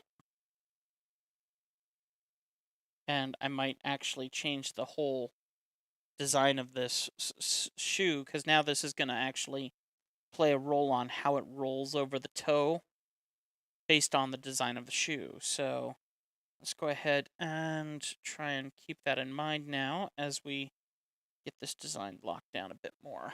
Okay. And here's this tongue that goes to the laces up here. There we go. And I'm just going to go ahead and do a preliminary basic idea of the sole and the side that runs around there. There you go. Cool. See, that looks better. It looks way better. And let's go ahead and just do a couple of these lines, because they have that on the K-Swiss where this comes forward. I like that. Hey, K-Swiss, you should sponsor me. Hey, back when I was a kid, K-Swiss was as popular as our Converse is still popular. I remember when Vans was popular. Now no one cares about Vans, but there was a time when Vans and Converses were like the shoe to have. I bet you Converse probably is still a pretty popular shoe, but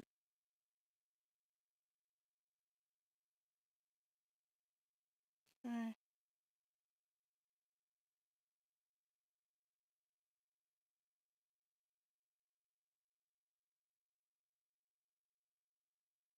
Yeah, it looks pretty cool. That looks really good, actually. I like that. Okay, now let's worry about the other shoe in the back. Same idea. Knowing where the toe is going to be pretty important here. Getting a basic shape of the shoe is going to be super important. Knowing where that sole is going to loop up. Where that tongue is going to be. Here's where the laces will go. And the side of the shoe. And then a couple of the... Yeah, it looks really cute. That looks really good. I like this. So we're totally going for that, because that feels really good. Yeah. Absolutely. So let's drop the opacity on these guys. We'll turn off our initial sketch layer. We can actually delete our initial sketch layer, because I feel like we got everything pretty much in a pretty solid perspective there. So let's go ahead and start our inking on this one. And let's go for the actual drawing here. Here we are. Now, because these are white shoes, I'm going to keep my line work pretty small, except for the outside of the shoe. I don't mind, you know, putting a lot of, oh, let's bring up my stabilization here. Even though I did pretty good on that, I want to make sure my stabilization is across the board about the same. Okay. Let's go ahead and get this shoe drawn on. All right.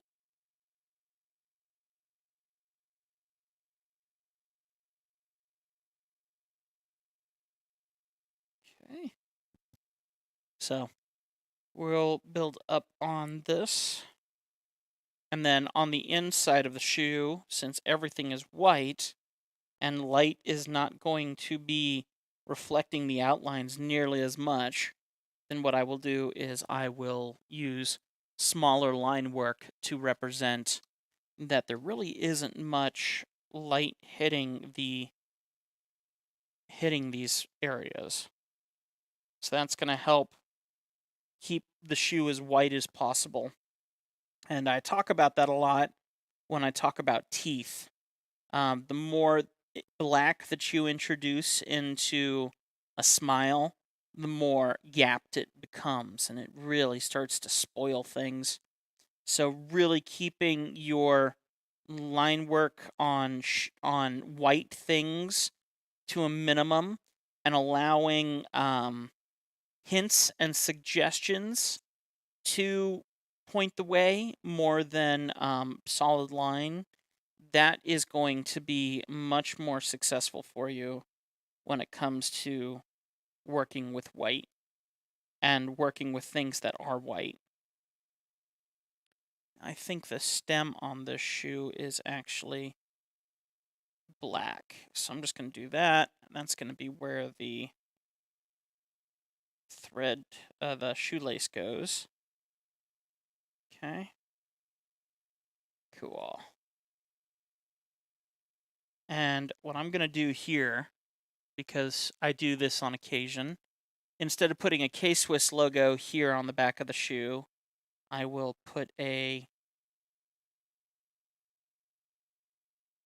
TL logo on here for Tim Lee. It's the little things no one will notice, and it's just a way of taking ownership. I oftentimes will do, what am I thinking of? I'll do pieces, like I have a very big named client who flies helicopters, and he had me draw him in front of a very intense helicopter, and a whole bunch of crazy stuff was happening in that piece that I did for him. It was super intense. And I drew him in a black hoodie, and I just felt like in all of the intenseness that was happening in that piece, his hoodie needed something more designer about it. And so I was thinking, what would be designer? And I was thinking of Supreme. I was thinking of, Armani. I was thinking of different clothing styles and how they handle things. And I just thought, what would be really cool would be just a great big signature across his shirt, like a humongous brand signature across like one side of his shirt. So I was trying to think, okay, what brand do I use? And I'm like, mine.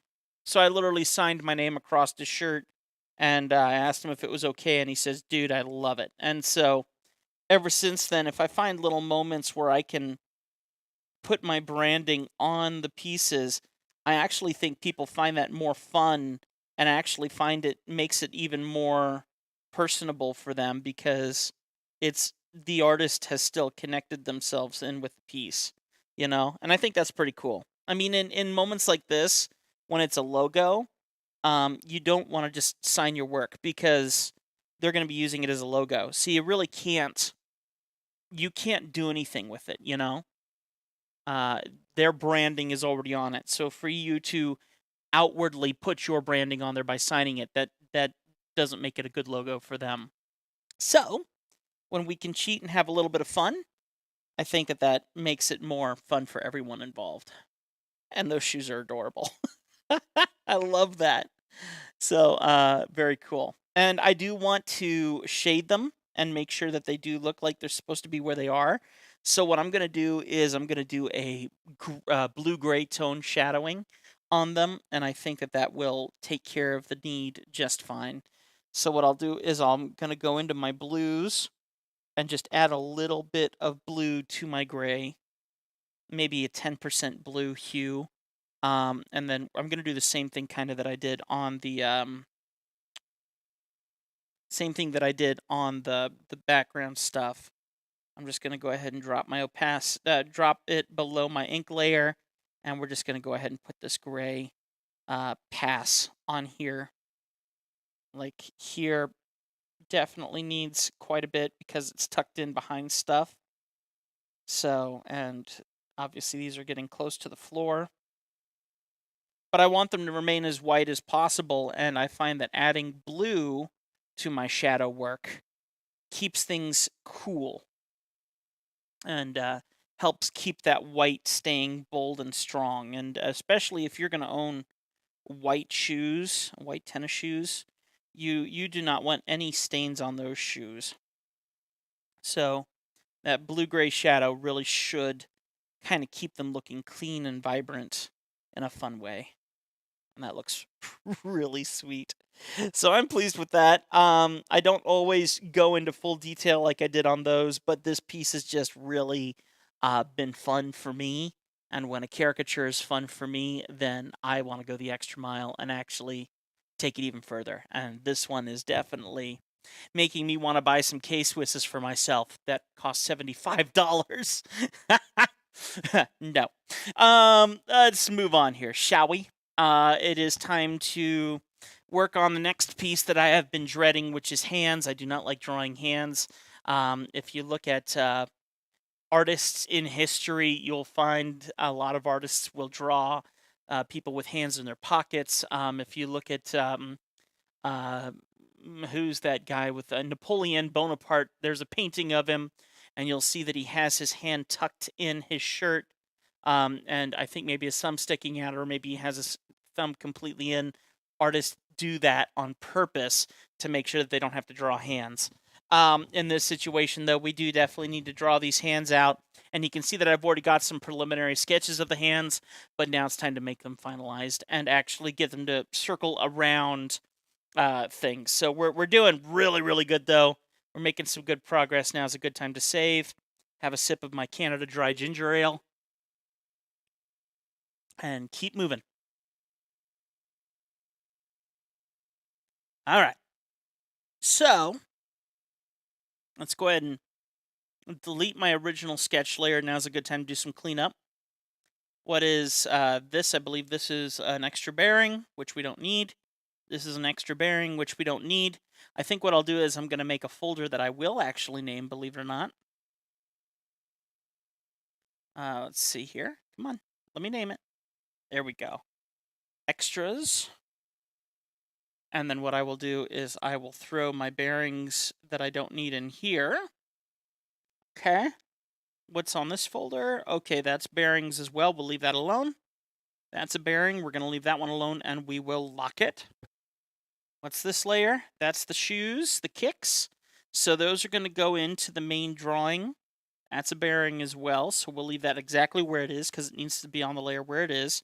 And the kicks are going to be moved down with the shoes now. So we're going to take these, we're going to put them into the layer. And then this needs to go right where it is. So what I'm going to do is I'm going to copy these two layers. We're going to move them into the folder with the character. Whoops. So let's unlock that layer. We'll open it up here. And now we will simply move these in underneath the bottom foremost layer. There we go. So now that's part of the overall character. If I turn off that layer, that leaves the shoes in there with her, which is great. Okay.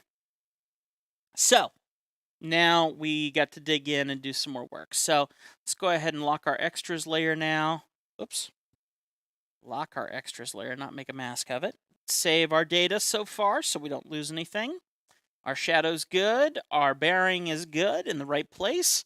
So now it is time to go back into our layers of our character and do some digging and see what we have. So here's the hands. I'm going to need them there. So we're going to draw over top of them. I'm going to drop the opacity on them so that they don't distract me from the sketch. Let's see what we have underneath that. There's an empty layer here, and I don't see an... Oh, highlights for the eyes.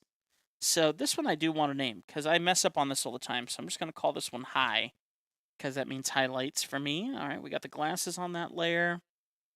Working my way down ink layers, which we will merge these ink layers together a little later on, most likely. So we're doing good. The hands on my fairies are hard to draw at times. They have longer pointed fingers and toes. Why would you do that to yourself? Why would you make your chosen art style to be more challenging? But hey, no, that's good. Actually, technically, that's the right thing to do. Challenge yourself in those areas. Alrighty, so we're doing good. Let's go ahead and select my layer that I'm going to draw on.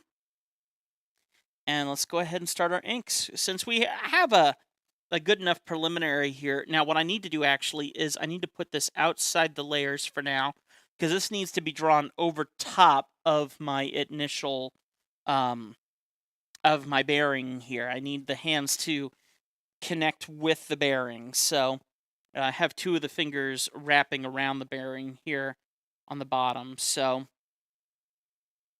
let's go ahead and start this.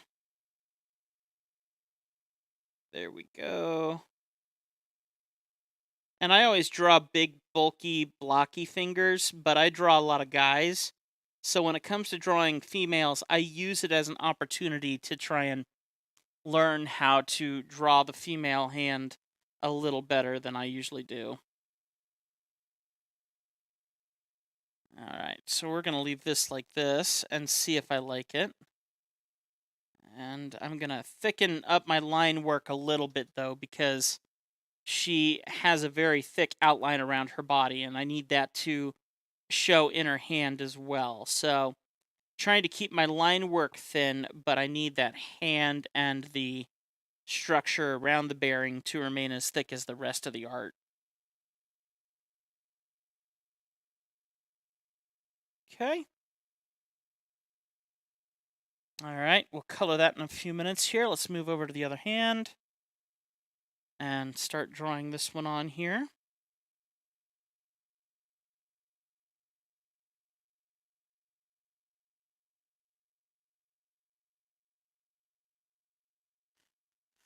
And I don't try to put a lot of detail in the hands. I oftentimes try to cheat. And what I do is there was a style that a friend of mine used to do that I used to like. And what she would do is she would draw, and once again, this is just cheating. She would draw the two center fingers together. And I always thought that made the hands look more dainty. Because once again, the less you use outlines, the more dainty, the more light is shining on those areas, and sometimes that can actually look really pretty. But it depends on what you got here. I have an awful lot of detail in this piece, so to not fully outline this is probably not a good move for me. And honestly, guys, I'll tell you this. I don't usually draw fingernails. It's not usually that big a deal for me, but I don't usually draw fingernails.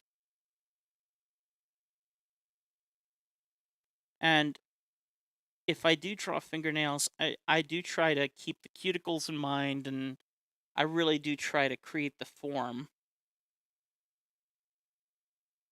All right, let's also draw the palm for the thumb, and at least get that in the background there.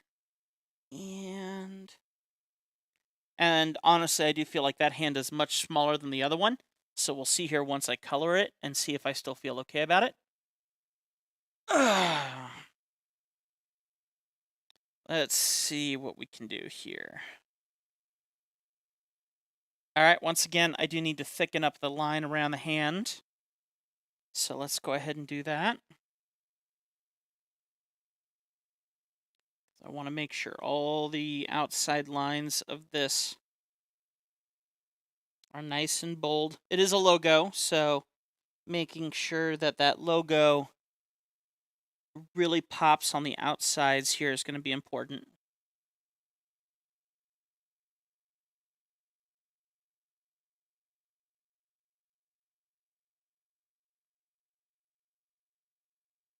And truth be told, if someone wanted to go as far as to make like die-cast cutout stickers, which would take a lot of work to do that with this piece because this is a rasterized image and not a vectored image.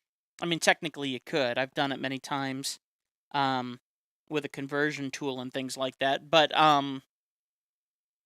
having thicker outer lines around the body does help a lot. It helps a lot, a lot. Okay. While I'm doing this, I'm going to go ahead and apply that heavy line work to our bearings here.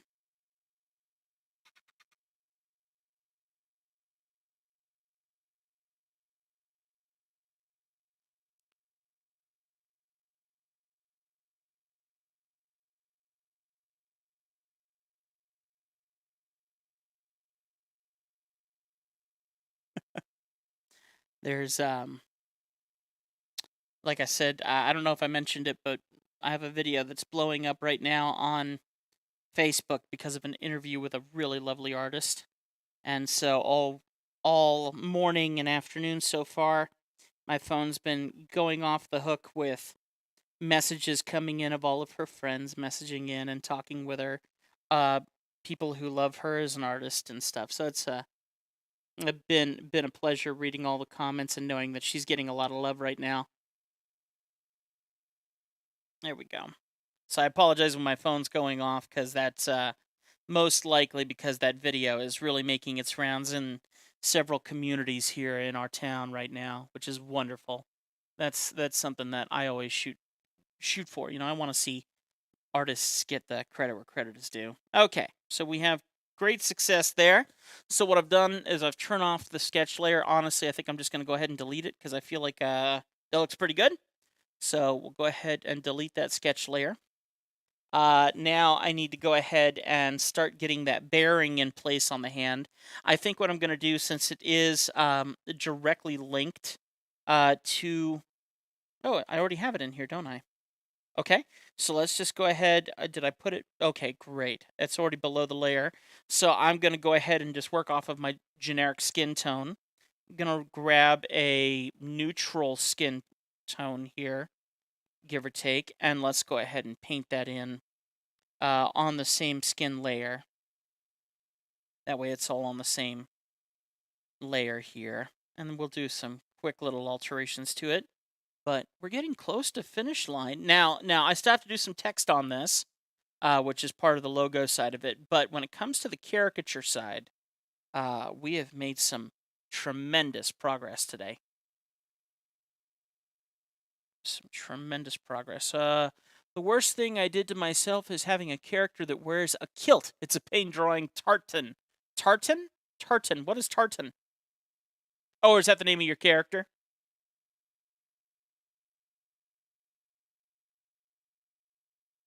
Or is tartan like a form of a kilt? Because kilts do have like folds and creases, don't they?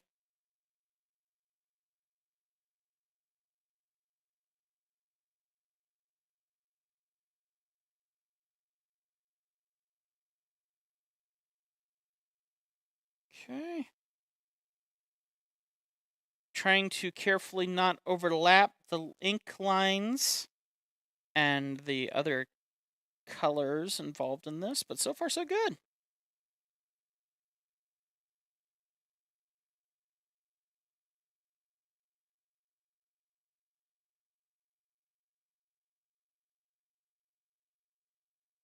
Okay.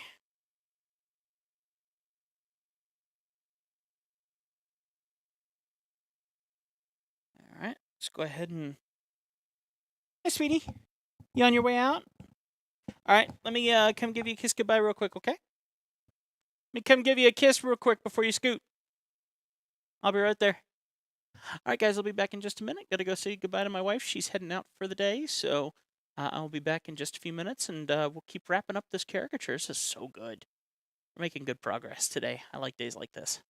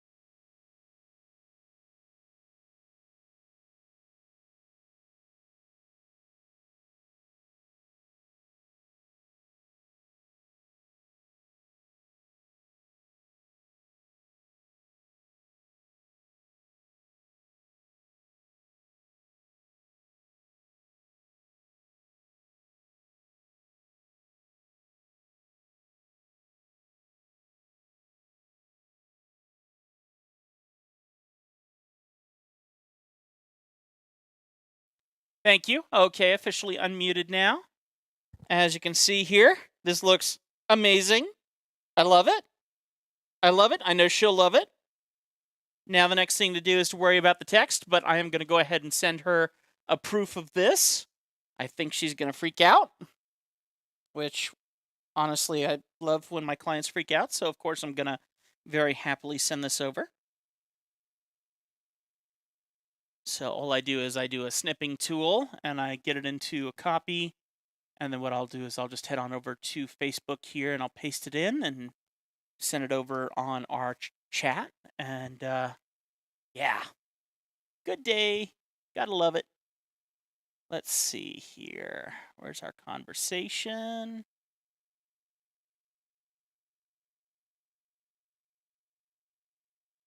Just waiting for something to happen here. You gotta hate when Facebook just does not play nice and open up your conversations. Don't know if you guys have ever noticed that, but yeah. Come on, where's my mouse now? My mouse disappeared. Oh, okay, it's on my mini monitor. Let me try and refresh Facebook. There we go. And let's see if it'll pull up the conversation now. There we go.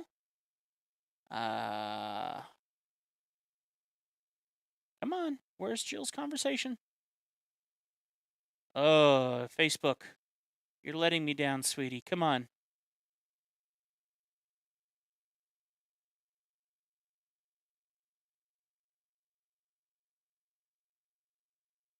Facebook's being weird.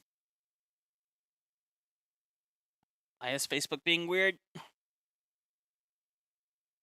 Oh, Facebook is being very weird. Everything's going weird. Stream going okay still? It looks like it. Weirdness. Oh, well, when all else fails, restart the browser. Let me check here.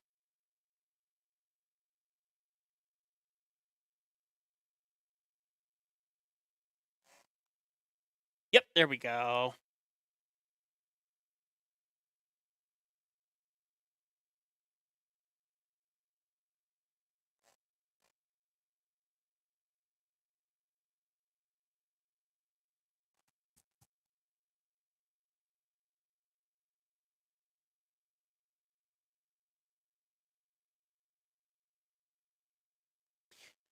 So if she approves the caricature as it stands, then we will go ahead and worry about texts next, which is usually not that big a deal. But let's make sure that she approves of this first. I just sent her a message. She's usually pretty quick to get back with me on it. I'll give her a little joke.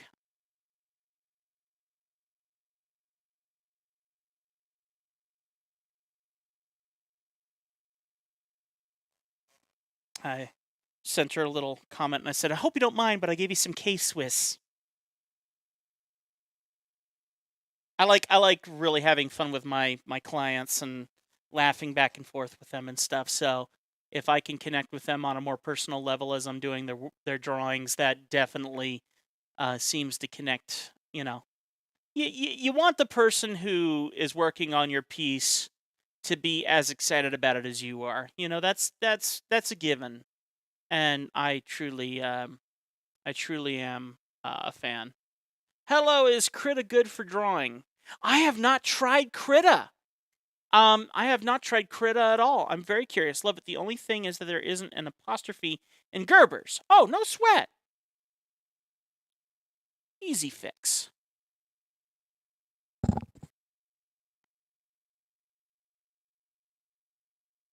All right, so the Gerber's logo, I just got to take that little apostrophe off. Very, very easy fix. No problem there. So I'm just going to scroll through here and find my Gerber's logo. And just quickly erase out the apostrophe that I drew in here.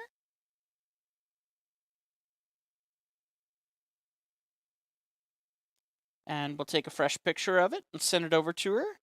And basically, this is just my process to make sure that she approves of it. I've heard a lot of people like Krita. I have not tried it myself just because I'm a Clip Studio guy. So I don't have a good answer for you on Krita, but I know that anyone that I have seen review it, they seem to like it. I don't even know if it's a computer platform or if it's an app platform. So I'm sorry, I don't have a good answer for you there. I've been out of the art scene for a little while because I've been very focused in the programs that I use. You know, I don't get the latest updates these days. As if it was never there. And remind me again what text you would like on here and what color. Okay. Let's see. It's I only use Clip Studio Paint myself. It's for computer. Krita is for computer, huh? Let's look it up really quickly here. Let me see if I can get a general thought on it. Just to see what I can see.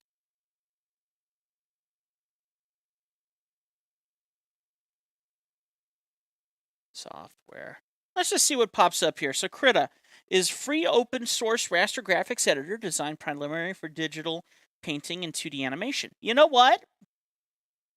We are in conversations with my client right now. So while this is going on, let's see if we can download it.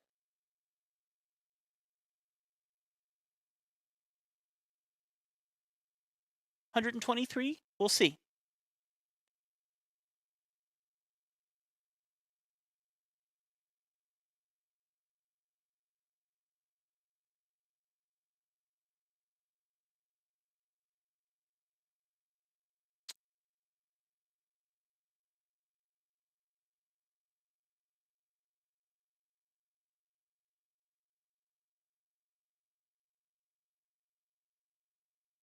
Okay. While that's downloading, that looks like it's going to take a while. She would like to extend her eyelashes out. By the way, the live stream is up if you want to see it in progress.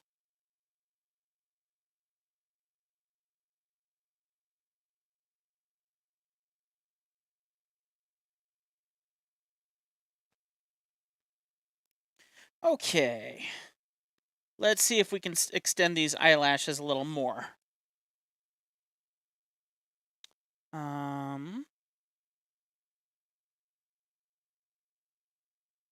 Okay, really quick. Here's a trick I do, guys. Listen to this one. This one is a helpful one. So she wants to extend her eyelashes. So here's what I'm going to do.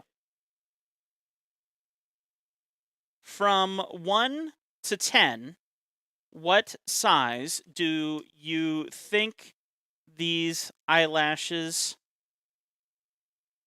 are now? And from 1 to 10, what size would you like them to be? 10 being extreme. So the reason why I'm doing this is because it helps me get an idea of what she thinks she already has, and then how much into what she already thinks she already has is the exaggeration of that. You know, and so it helps me, it helps us both have a general agreement on how much she wants to go. So she can say, can we make the eyelashes a little bigger? Well, instead of, okay, making them a little bigger. Okay, let's say they are a 1 or 2 now. I would like it a 4 or a 5. So she would actually like a pretty good growth on that. So we'll go ahead and make it happen. No sweat. So that really helps me know. And just to make sure, I'm actually going to do it over her on a new layer so that I do not affect what we already have. So if she goes, oh, that's a bit too much, well, then I can easily calm it down. Now, when you increase the eyelashes, you don't want to just increase the eyelashes. You want to increase the overall eye shadow and shape around the eye. So the the reason why we want to increase this is because usually eyelashes outline the eyes. So what I'm going to do first is I'm going to intensify the black around the eyes, which will probably immediately already add 2 or 3 points of intensity to her 5 that she wants to go. And then I'm also going to, of course, add the eyelashes and exaggerate them by adding them in bulk.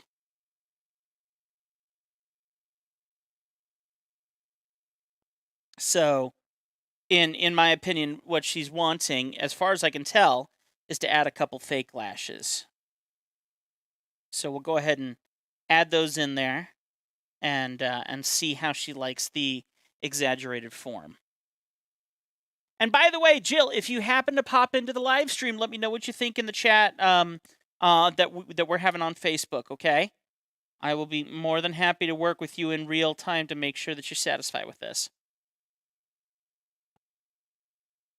There's a pen I want to recommend you. It's named Ink Pen. It's a blue pen. It's my favorite. Let me know if you like it. She loves it. All right, we're doing great. Wonderful. Thank you, Jill. That's very helpful.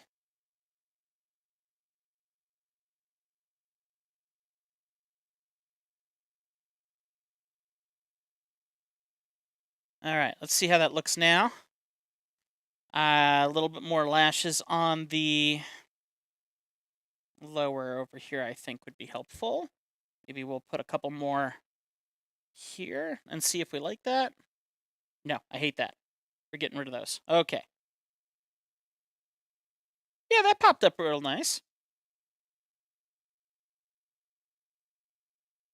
Okay, so as soon as I get done downloading Krita, we'll take a look at it. It'll be a great break before we start working on the other stuff. So I think she's satisfied with that. I'll wait a couple seconds to see if she says anything else.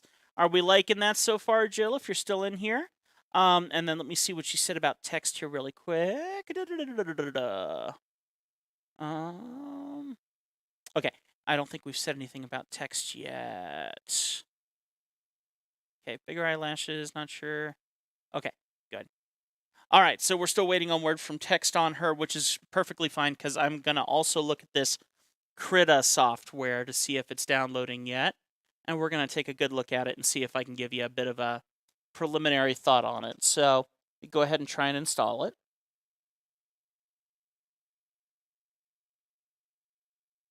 All right.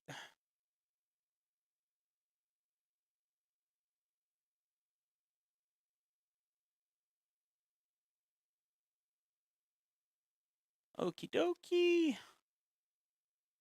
Glad.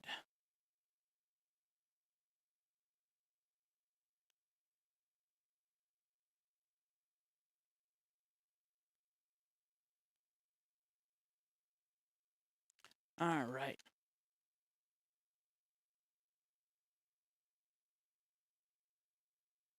There we go. So I got a question out to her. I'm gonna jump back to her as soon as she lets me know what she wants. But while we're waiting, I'm gonna go ahead and install this Krita software, and we'll see if we can put it to the test. It's downloading, so give me a second to Oruk. Hey, and let me tell you something. Free software, open source free software, is better than no software. Okay, so if you've never tried it, then you know, give it a shot. You got nothing to lose, and that's the truth. You know. Oops, dropped my pen. Uah! So the ink pen, it's a blue pen. It's my favorite. Let me know if you like it, and it's in Krita. So we'll be looking for that here in a second here. Let me go ahead and save our illustration here so I don't lose it. Save. And let's see if Krita is ready. Krita. Let's get it open here and see what happens. Oh, very pretty. You gotta like when you can open up a software and see that someone has created a piece of work, hopefully within Krita. That would give a little bit more of a clue. So let's take a look here. I like the digital hands that the robotic hands that he gave this character. That's cool. Adding resource types. So yeah, we'll see what opens up here and give it a shot. Okay. All right, community. Support Krita. Open an image. New file. Let's try new file.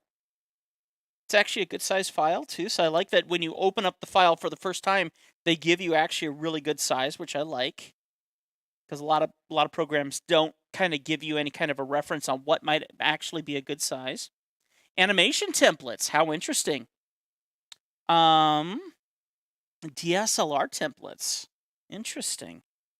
Texture templates, design templates. And there's some cool options here. All right, let's do a new template. Look at all these great brushes over here. Very nice. Let's see if it works the same way. Can we rotate the canvas? Doesn't look like it. Not according to the presets that I have built in for my other software. So let's see what happens here just with drawing. Nice pen. That's good. What is the pen they're starting us with out here? Normal. Okay, so we got different attributes for the pens. Looks like a lot of options for pens here, which is pretty cool. A lot of brush presets. I actually really like this pen. My question would be steady. That's nice. Let's see. So we got our size, we got our opacity. What's this one? Original preset, preserve alpha. That's good. Set eraser mode. A lot of good options here. Okay, brush settings. Diameters, ratios, randomness, density, spacing. I usually keep my spacing pretty low in my other softwares. Now let's see if there is a stabilization. Flow, masked brush, texture, color, brush tip, blending mode, opacity. A lot of great settings. Look at all these great settings. That's the beautiful thing about working with open source, is that they continue to add what they want. It's not a software coming up with this that has a budget. This is people with heart that are investing their time to create something. So far, I don't see a stabilization at first glance. Wraparound mode, interesting. Okay.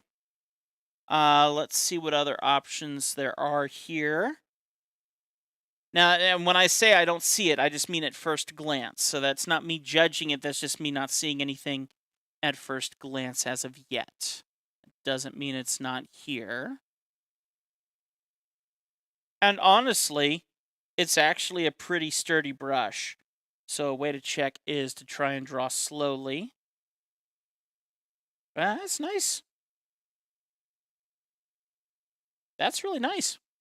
Let's see if, yep, brush size works the same. So I like when presettings seem about the same. That's the case here. This brush is a basic 5, okay? So let's see what this one is. Is this the blue pen? Ink pen, yes. So this is the suggested pen. Ooh, nice and thin. Okay, interesting that it has a little dot on the tip. Kind of like a ink pen would. Okay. Very interesting that it's not tilt sensitive. I like it, but I don't like that it doesn't come to a solid point. So this little dot at the beginning of each one, I'm not a fan of that. I get why they have it. Let's try this digital pen. See, there's no pressure sensitivity in this. So I'm sure we can turn it on in our settings, like size. Yep, pressure. So let's see what it does now. See, that's what I'm looking for. I want those really nice dagger strokes. There we go. So I definitely like that. Okay. Let's play. Let's mess with this a little bit. Oh, that's nice. Okay. So I'm just quickly going through some of the different pens. Nice. Okay. Yep, that's that brush pen's really nice. Yeah. Okay. So far I like it. The software is intuitive, so it would seem. Just looking to see what each one of these pens is doing roughly really quickly, just with a couple quick scribbles, just to see what textures it creates or what it does. Let's try and build this brush up a little bigger. Okay, and it's designed off of the other pen that you liked. Oh, that's very pencil nature. Let's see what the texture is. No, very nice. Oh, that's fun. Very cool. Bearing Lady keeps us rolling at Gerber's of Montana. All right, very good, Jill. Thank you very much. All right, okay. So there's a bunch of great pencils here. Very nice. Okay, so let's use this as if I was using it. Let's try something here and see about sketch. Ooh. All right, we got a ink pen. Let's see what this looks like. Oh, very nice. The only thing I don't know about is, I mean, yes, it's working, but there is no pressure stability as far as I can tell. Let me look over here under tool options. Brush smoothing. Wait till I have one I want you to test. They have one they want me to. Oh, here we go. Brush smoothing. Basic weighted stabilizer. Oh, interesting. Look at that. Look at the no, I hate that. Look at this. See how it's putting these weird box diameters around this? That is brush smoothing. Nope, nope, nope, nope, nope. I do not like that at all. So let's see what other options they have here. Weighted. Okay. This might be what we're looking for. This might be it. Okay, that is dragging further away. Okay, so I think this weighted stroke distance might be what we're looking for here for stabilization. It's named Marker Detailed. Marker Detailed, huh? Okay. Let's see if I can find Marker Detailed. Marker Detailed. Let's try Marker Medium, Marker Plain, Marker Dry, Marker Details. Oh, very nice. Yeah, very nice. Okay, let's see what it does here. And we haven't even started on color ideas yet, but that's a very pretty texture. Very nice. All right, let's go ahead and see what we can get going on here. So brush smoothing with a weighted brush seems to work. So I'm gonna assume maybe that's what we're looking for. Once again, a weighted stabilization is perfectly fine as long as you get used to the fact that basically it's slowing down the pull, okay? I think that's what we're looking for. Let's go ahead and try and sketch something up here. And I'm not going to do this for too long because I got to get back to Jill's piece, but actually let me check something real quick here. My phone buzzed. Where is my phone? There it is. I got it. Okay, let me check this because I got a text.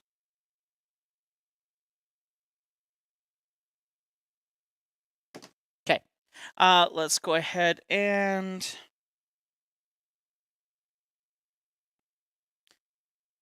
Yeah, we'll try this one, I think.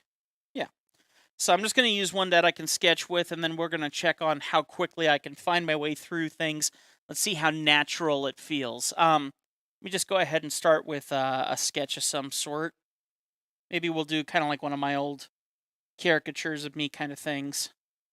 Just really, really quick. I'm not going to put a lot of time into this. This will just be for a quick, fun feeling. I will say this right off the bat. It's very, very intuitive so far. I like this pen or brush. What is this one? This one is the Basic 6 Details. I gotta say, so far, I'm pretty impressed. For free software, I pay monthly for my software, so in my opinion, this already is a nice direction. I do not like that I can't rotate my canvas with my rotate button that I have set up. When I hit that, it seems to bring up a layer option of some sort. Being able to rotate my canvas is a very helpful thing to have. What is this one? Measure tool, assistant tool, reference images tool, smart patch tool, fill tool. So I don't see anything that can rotate the canvas easily as of yet. Well, this is kind of cool. Do they have a flip tool? I can't tell what that is. Let me see. Oh, horizontal mirror tool. Okay. Vertical mirror tool. Now you press on it, and then it does that. I'm not entirely sure what benefit that has. Hide mirror X line, hide lock X line, move to canvas center. Not oh, unless that's a okay, cool. So that's a symmetrical thing. So that's cool. So you don't have to use a tool for that. All right, now let me see about layers, opacity. That makes sense. Does it work? Yes, it does. Okay. So I like that. Does it feel natural to draw on the same? Yep, I think it does.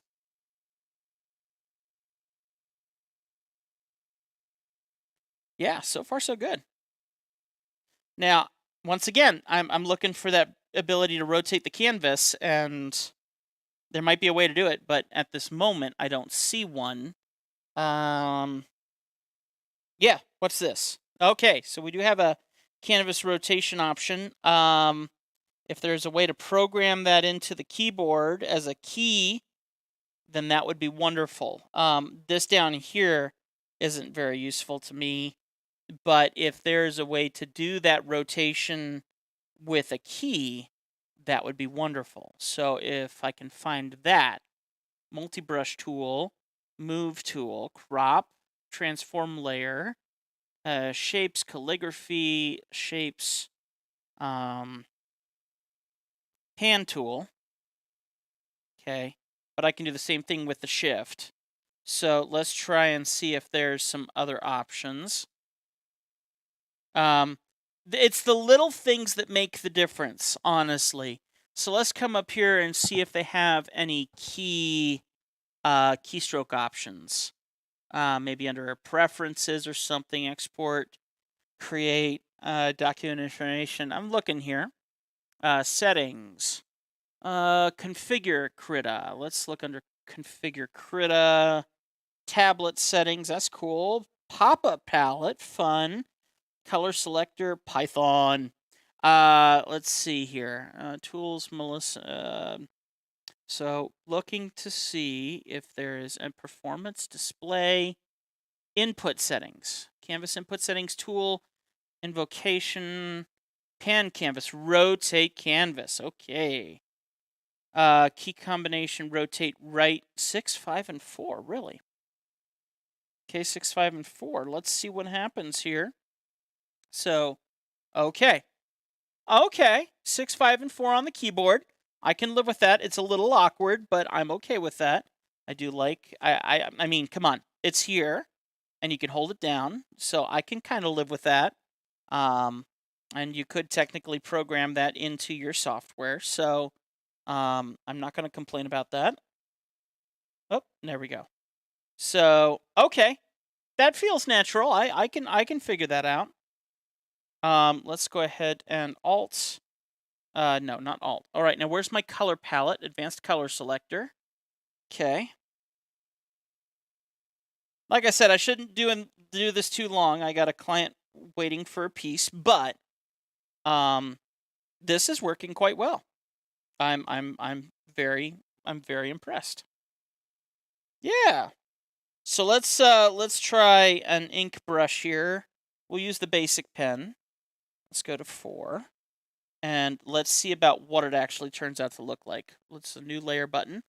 Okay, can you drag and release? No, okay. I do like that in Photoshop. I don't know if it's even in Clip Studio, but where you can click and drag a layer down to the plus button and it will duplicate it automatically. All the same though. Let's see how inking is here. So let me zoom in and then rotate back with 6. Okay. Ooh, I like that line quality. Look at that. Okay. Let's rotate with 4. That's a nice brush. We'll give him real eyes.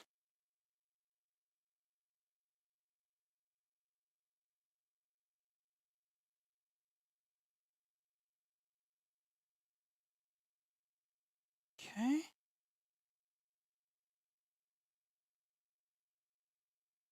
You home, babe? Awesome.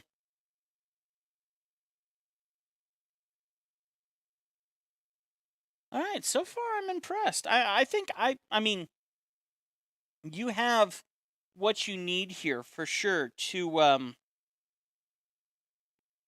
yeah, you have what you need here to be able to do artwork. That's for sure. Um and as a free software, that's a win in my book.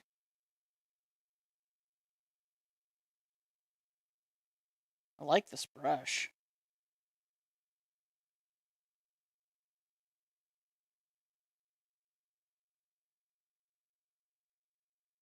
Yeah, I like this brush. And like I said, I'm being very, very quick here just because of lack of time. And actually, my wife just got home with some lunch, so I do want to go and eat. But then I will come back once I am done uh, eating, and then we'll put the final touches on Jill's piece. But I like the depth of this brush alone. I mean, when I can come in here and I can feel that thick to thin line work, that's pretty sweet. Now let me look at my. Let's try and increase the distance and see. Oh wow, wow. Okay. Um,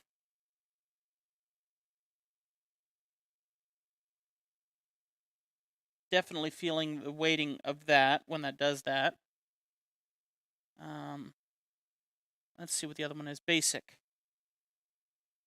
I mean, maybe it already has some stabilization in it that's working okay, but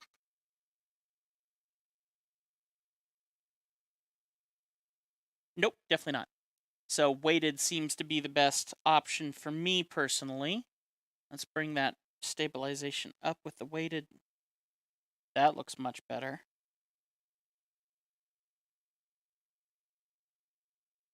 Yeah.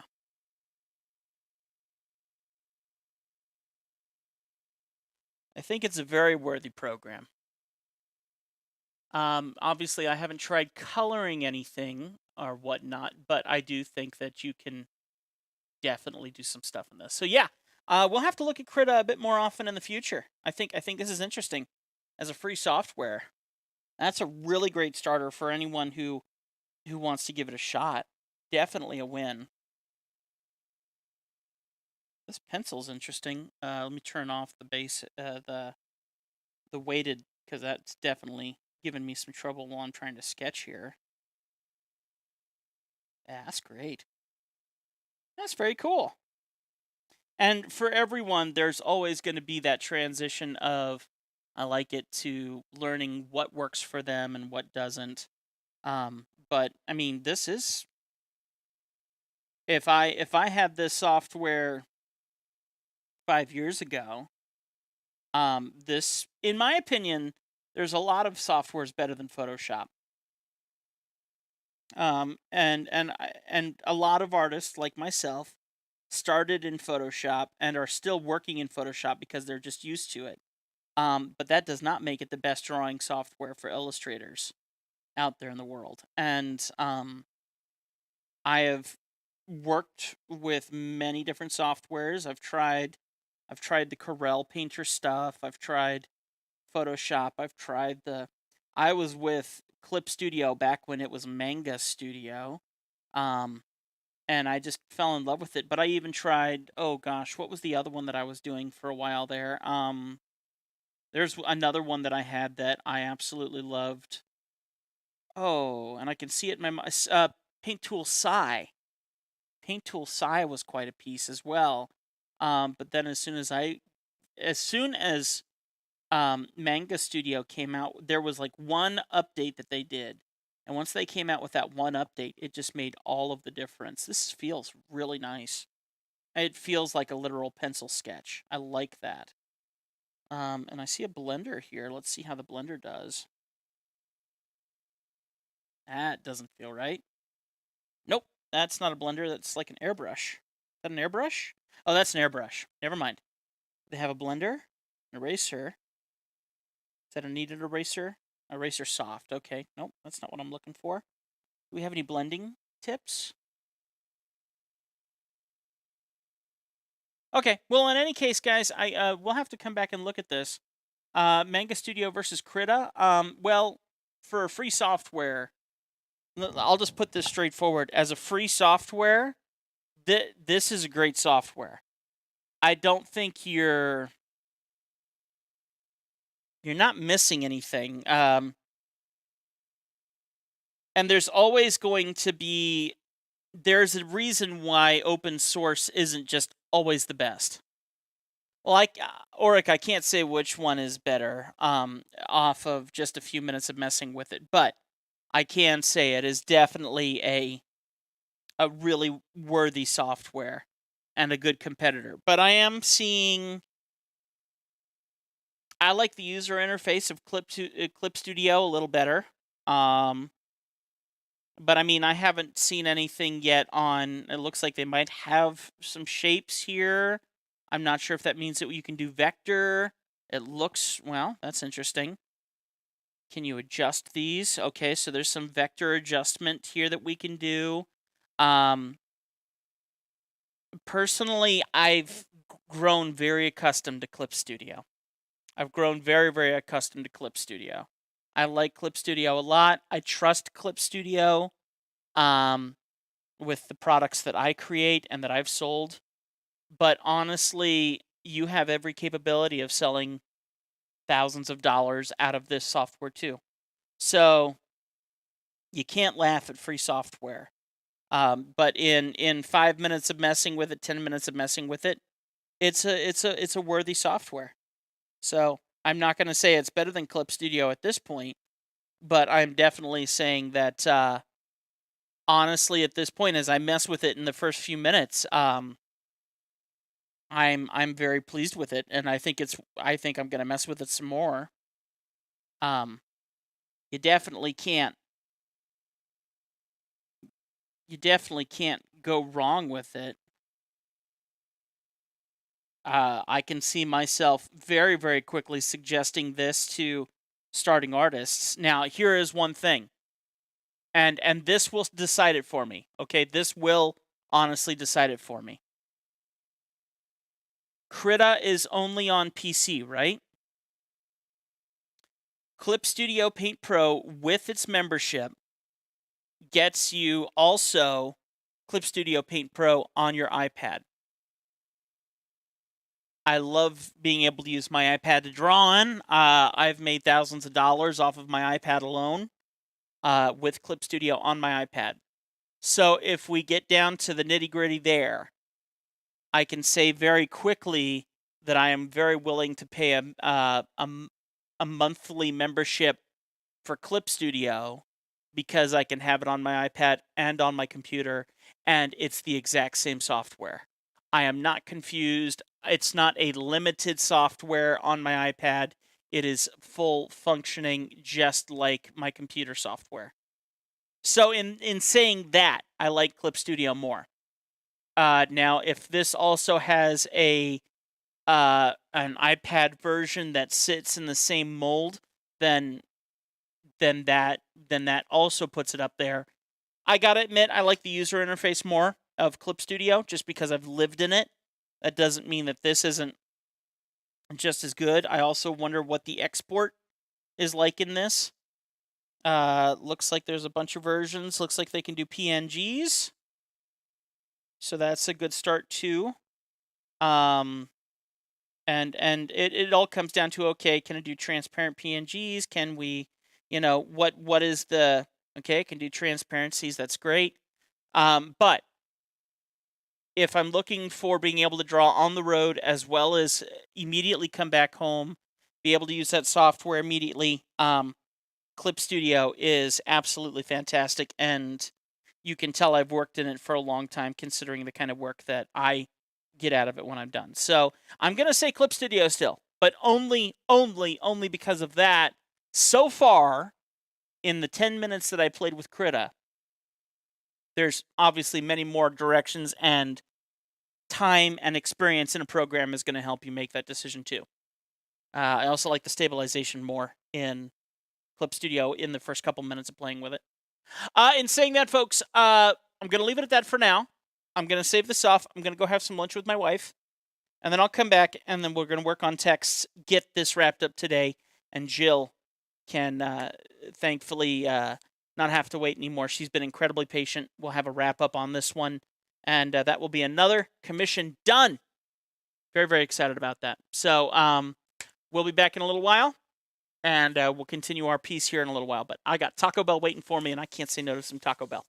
So I love y'all, and I'll see you in a while, okay? Y'all behave yourself.